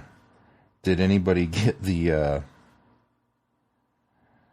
He's calling when he was calling in the money and the funds, and he says, "Meet the." If you send your boys to Vortex in about 3 days, he's a man with a recorder. He'll sort everything out. I forgot about that. Yeah, call back to the second Doctor. Yeah. Well, and the fractures, these even down to the 3D glasses. Yeah, those are brought back because ED glasses. Right, he needs to see the void matter. So that's brought back. I appreciated that. It's going to be hard for me to review this one because I need to know how it resolves because I'm not sure how I feel about the fractures themselves. Yeah, everything else I think is really cool. I'm the same way. I'm a little unsettled by the fractures, and I'm not quite sure what to think of them. I mean, it's very cut and clear that they believe that they're this void police. They're some sort of entity, and they take over human bodies in order to have a corporal form and do what they need to do. The problem is, I have with them at this point is they're not just hunting down the dad who has broken the law, broken this, nether sphere, or not nether sphere, void law. They're also, maliciously saying, "Well, we have 3 more captures." It's like they haven't really technically done anything wrong. So I have no sympathy for you as a police force. You know what I mean? And I can understand them going after the unit people. because they were Yeah. a hand at that. Which makes sense. Yeah, but these random they were civilians, they were obviously breaking this Yeah, void law they had a because hand they in it, had a yeah. hand in it. But when you start targeting the family, it's like, okay, I don't think we're supposed to think that they're this moral police force. That's, you know, I think that's what it's going to boil down to, is the fact that there's another agenda there. I do like the fact that the dad is just from a different dimension where his family died. Yeah, I think that's so cool. Instead of making him a villain. Talking about the multiverse, Well, so far. and the doctor setting this out, you know, kind of explaining the whole multiverse concept. The fact that, you know, their worlds were nearly identical, with the one exception that a father lost his family, and in this, you know, universe, the family lost the father, and so for all intents and purposes, they're very similar. But there might somewhere be a universe where dinosaurs are in a gentleman's club, have evolved and they're in a gentleman's club, and they actually show a picture of the dinosaurs, and they've all got these suits on, and they're saying, "Chap, chap." They got a pint glass Cheeto. in their hand, and That was kind of funny, because you're thinking, you know, we're seeing that image, but that's just what the doctor was describing could be. But it probably is. Oh, yeah, We've got a absolutely. multiverse. It could be. Somewhere there are dinosaurs holding a glass of whiskey and talking about the stock market. I was a little worried where this was going to be placed also, considering it's dealing with unit and current dating, and if Osgood was going to show up. And I really like that they took a page to be like, no, she's not going to be here. She's going to be devastated. Should we tell him that he changed again? Yeah, so it's No, clearly it's not. before Death in Heaven and Dark Water. Yeah. So. Which helps helps it from contradicting Yes. that later story. Yeah. I always appreciate little touches when they do something. Problem like is, that. Kate recognizes him, and she almost seems surprised in that same story Oh, that's true. that he's I didn't think changed. about So that does kind of contradict there as well. Well, although She she just says new haircut, doesn't she? She And does. doesn't say new isn't his haircut, hair yeah. literally shorter in I that guess episode? so. Yeah, I guess that does work then. Yeah. It works for me. All right, headcanon fixed. His hair looks long here. It's Well, and we get the little references to Danny. I don't remember if it was this story or the previous one as well. So it's like, okay, so he's still out there, and we're still. yeah. I guess it was Well, the first issue of this batch when the kid's talking to her about it, and she goes, "What is this, like the worst kept secret in the school?" and it's so almost Yeah, clearly Danny's still Yeah. around. and almost foreshadowing Danny's fate. Yeah. I didn't necessarily get it when I was But reading this these. must be after the caretaker. Because Oh, of yeah. that, she says, Yeah, she mentioned "You're hanging out with the caretaker? I Well, thought you were cool." And then later says, "I take what I back, but I said earlier, you are very cool." And she uses the Sonic. I loved his bit about the, I have to go teach English, or I have an English class. Do you speak English? That whole conversation was Don't so you speak very English? well done. Why would you need lessons? No, I'm the teacher. And then throughout the whole thing. And when the kid comes, shows up, and she says, "Well, I'm in the English class." And he goes, "But aren't you English? Isn't that an unfair advantage?" And that's so in line with his character. It is. very much. That whole bit was really great and exceedingly well characterized. I didn't realize it when I was reading it until we've been going back, kind of looking at this. This is almost, in a way, the exact same story that we got from Army of Ghosts and Doomsday. Yeah, it's very, very similar. We're just dealing with the Jackie and Pete aspect of it instead of the Cybermen invasion part Yeah, of it. no, you're absolutely right. I didn't think about that, but we're going to put these two families. Clearly, hopefully somebody that put these wrote together this so- came right off of seeing Oh, yeah. Army of Ghosts, and Doomsday. I'm excited to see what happens Yeah, I'm next. looking forward to see how it Unfortunately, we're at this point where I'm going to need to, by the time we go back and you actually... have to reread the first two. Yeah. The Fractures, though. Yeah, I'm with you, Keith, though. I'm very intrigued. I think the story's very good. I can't give a full review of it yet until I know more about the Fractures, because I really feel like that's kind of the missing piece at this point. Yeah. What's their motivation? Is there really more of an ulterior motive than just being So far, policing the void? So far, they're the weakest point of the story. What do you guys think of the art in this one? Pretty good. I liked this better than this. I go to this every time, and I apologize if I'm redundant, but this looks and feels a lot more like a comic book. You know what I mean? This has more of the comic art. It doesn't have that stylistic painting art that we had in the first stories, or the last stories we just reviewed. And it just really looks and has a look and feel of a comic book. And it's I guess what it's familiar. Yeah. And I think that's what I like about it. Well, and I think they're getting his looks and expressions down a lot better. Yeah, I think so. In general, even like when much better than the first. Even when it's not first like two a stories. Close-up shot of him, like his expressions are. It's well, and photorealism isn't necessarily the right word to use, but some of these panels almost have that, where it looks like maybe they took a photograph and shell shaded it or did something with that.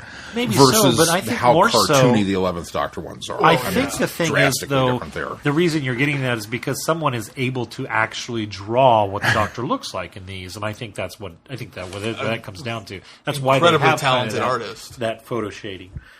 All right, our last thing we're reviewing is a little something that we all got last weekend.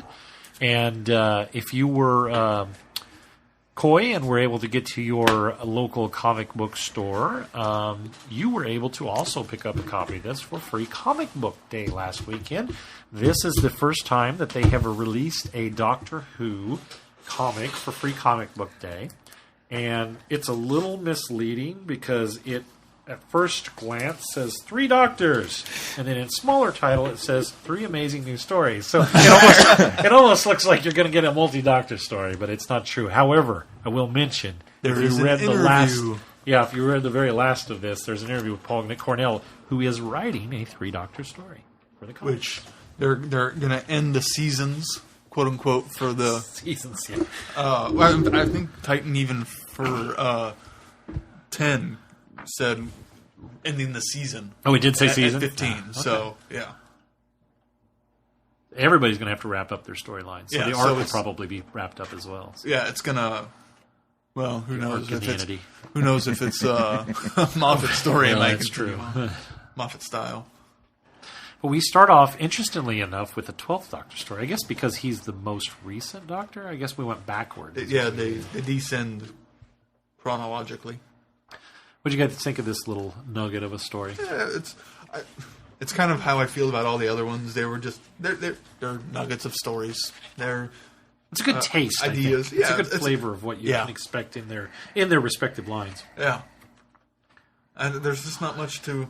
There's 6 pages. There's 6 pages for the 12th Doctor. They show up. It's actually a very tropey story. They show up on a planet that's being harvested, and ultimately find out that they're harvesting beings that they didn't realize were there. Beings are suffering for this harvesting. I mean, we've seen this numerous times in Doctor Who itself, and the Doctor has to come along and save the day. And actually, Clara's the one that kind of saves the day. Yeah. Which is cool. The Doctor figures it out, and it's good to go. Doctor figures out, we're good to go. The next one is actually my favorite of this because it's a little bit meta. Yeah, it's this alien who somehow has put himself into word form to take over the world, essentially, and wants to be read, and he's copying absolutely everything to kill a mocking Zzagnar. Zzagnar, yeah. And which, if you didn't realize, that was the open for the show. Zzagnar. But it's all based around Free Comic Book Day, pretty much, and free novels being given out. Yeah, free comics, free novels, and free media. And I love how everybody's so engrossed in these books that they're distracted at the world going around them, and the old lady almost, gets plowed by a bus. Because the driver is reading it. The driver and everybody else on the bus is reading it. It's not just that she wandered out in front of it with the book. It's that everybody on the bus is reading it. I thought it was interesting, by the end, you've got Jones and Alice both reading as well. So it's a good thing that the Doctor has his own, sense of what's going on, because if he didn't, we'd all be sunk. Oh, yeah.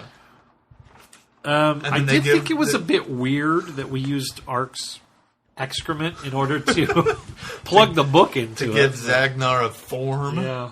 I also liked the cover of the book with, quote, "I have seen the future of horror, and his name is Zzagnar." Stephen King. Has clearly read the book.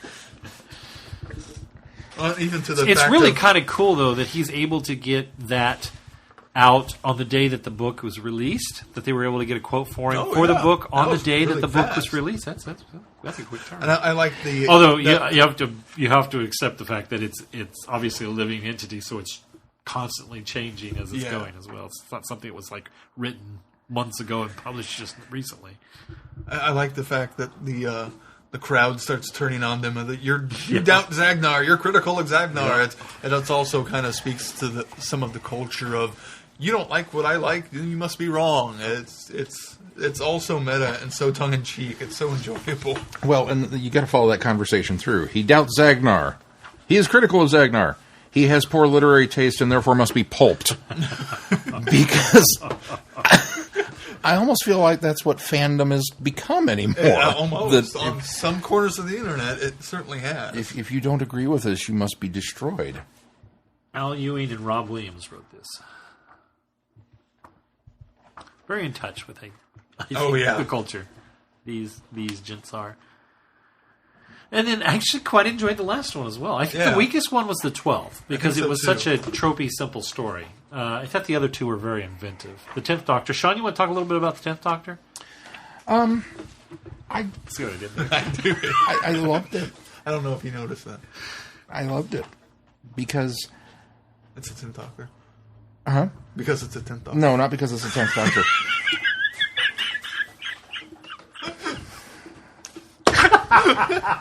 He's sticking his tongue out at me. I loved it because we saw the wardrobe. That was cool. That's just a sushi, and then the boot cupboard. Yeah, it's a ship in a bottle story. That we're going to spend the entire episode in the TARDIS, and I'm okay with that. Any excuse to give me more TARDIS stuff. Bottle episode in a comic book.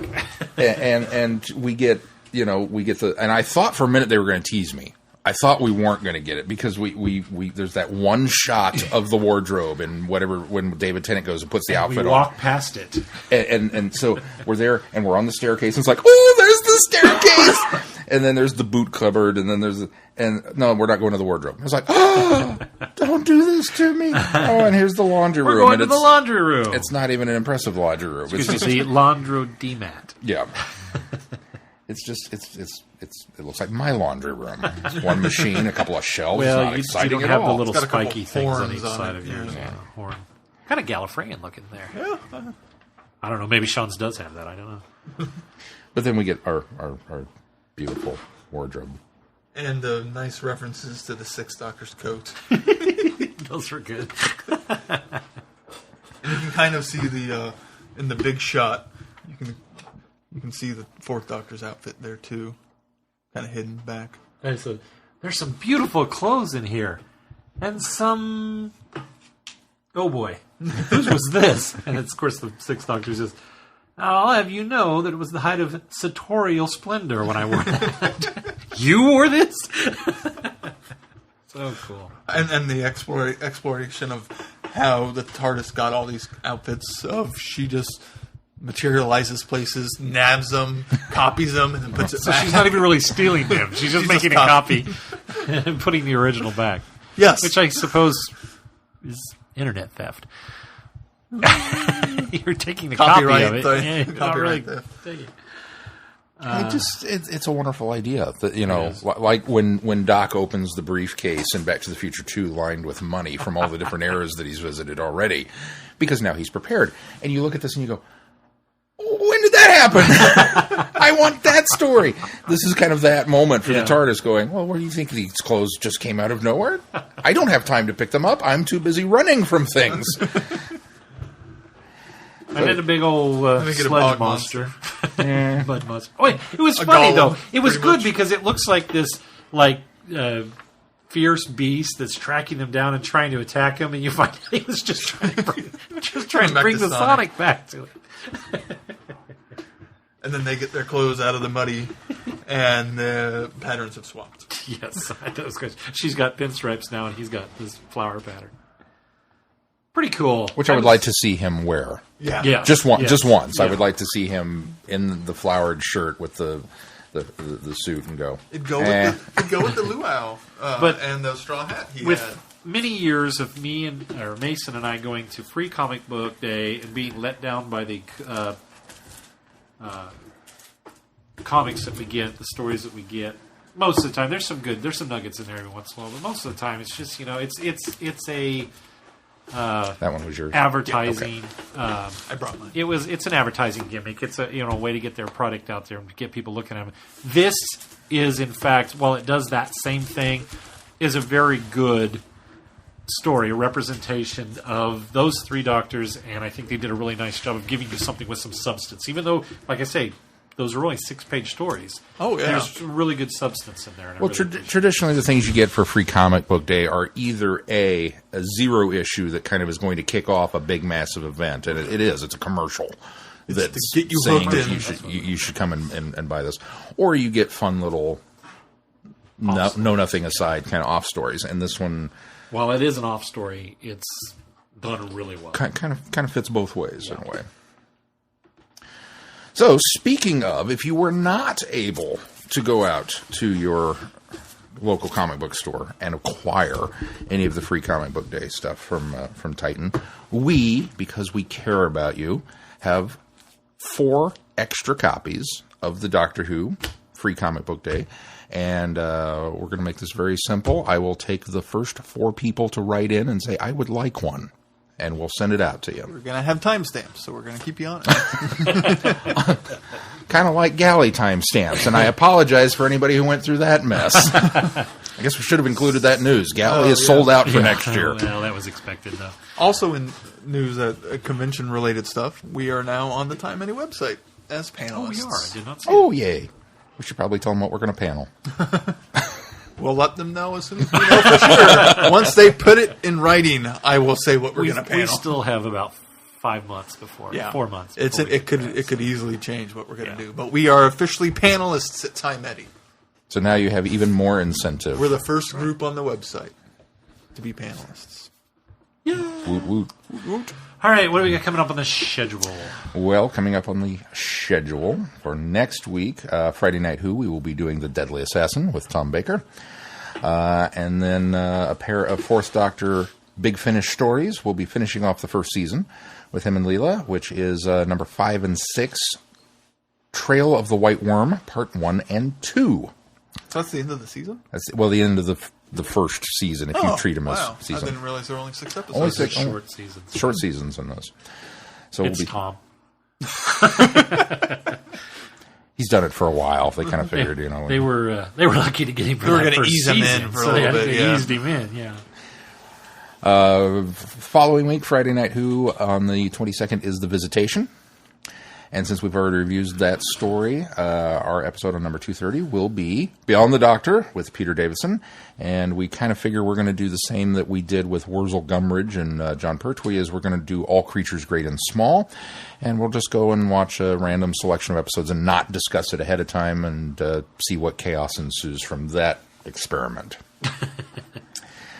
And then the 29th of May is the Happiness Patrol with Sylvester McCoy for Friday Night Who, which opens the door for a companion archive.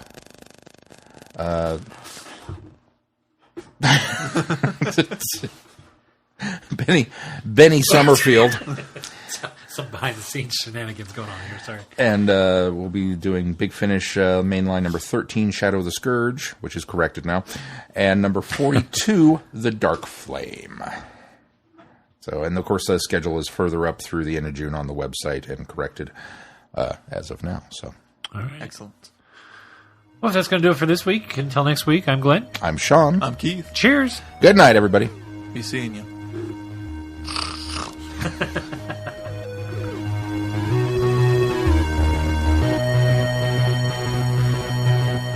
You have been listening to Traveling the Vortex, Doctor Who and all of its associated programs are owned and trademarked by the BBC. No infringement is intended or implied.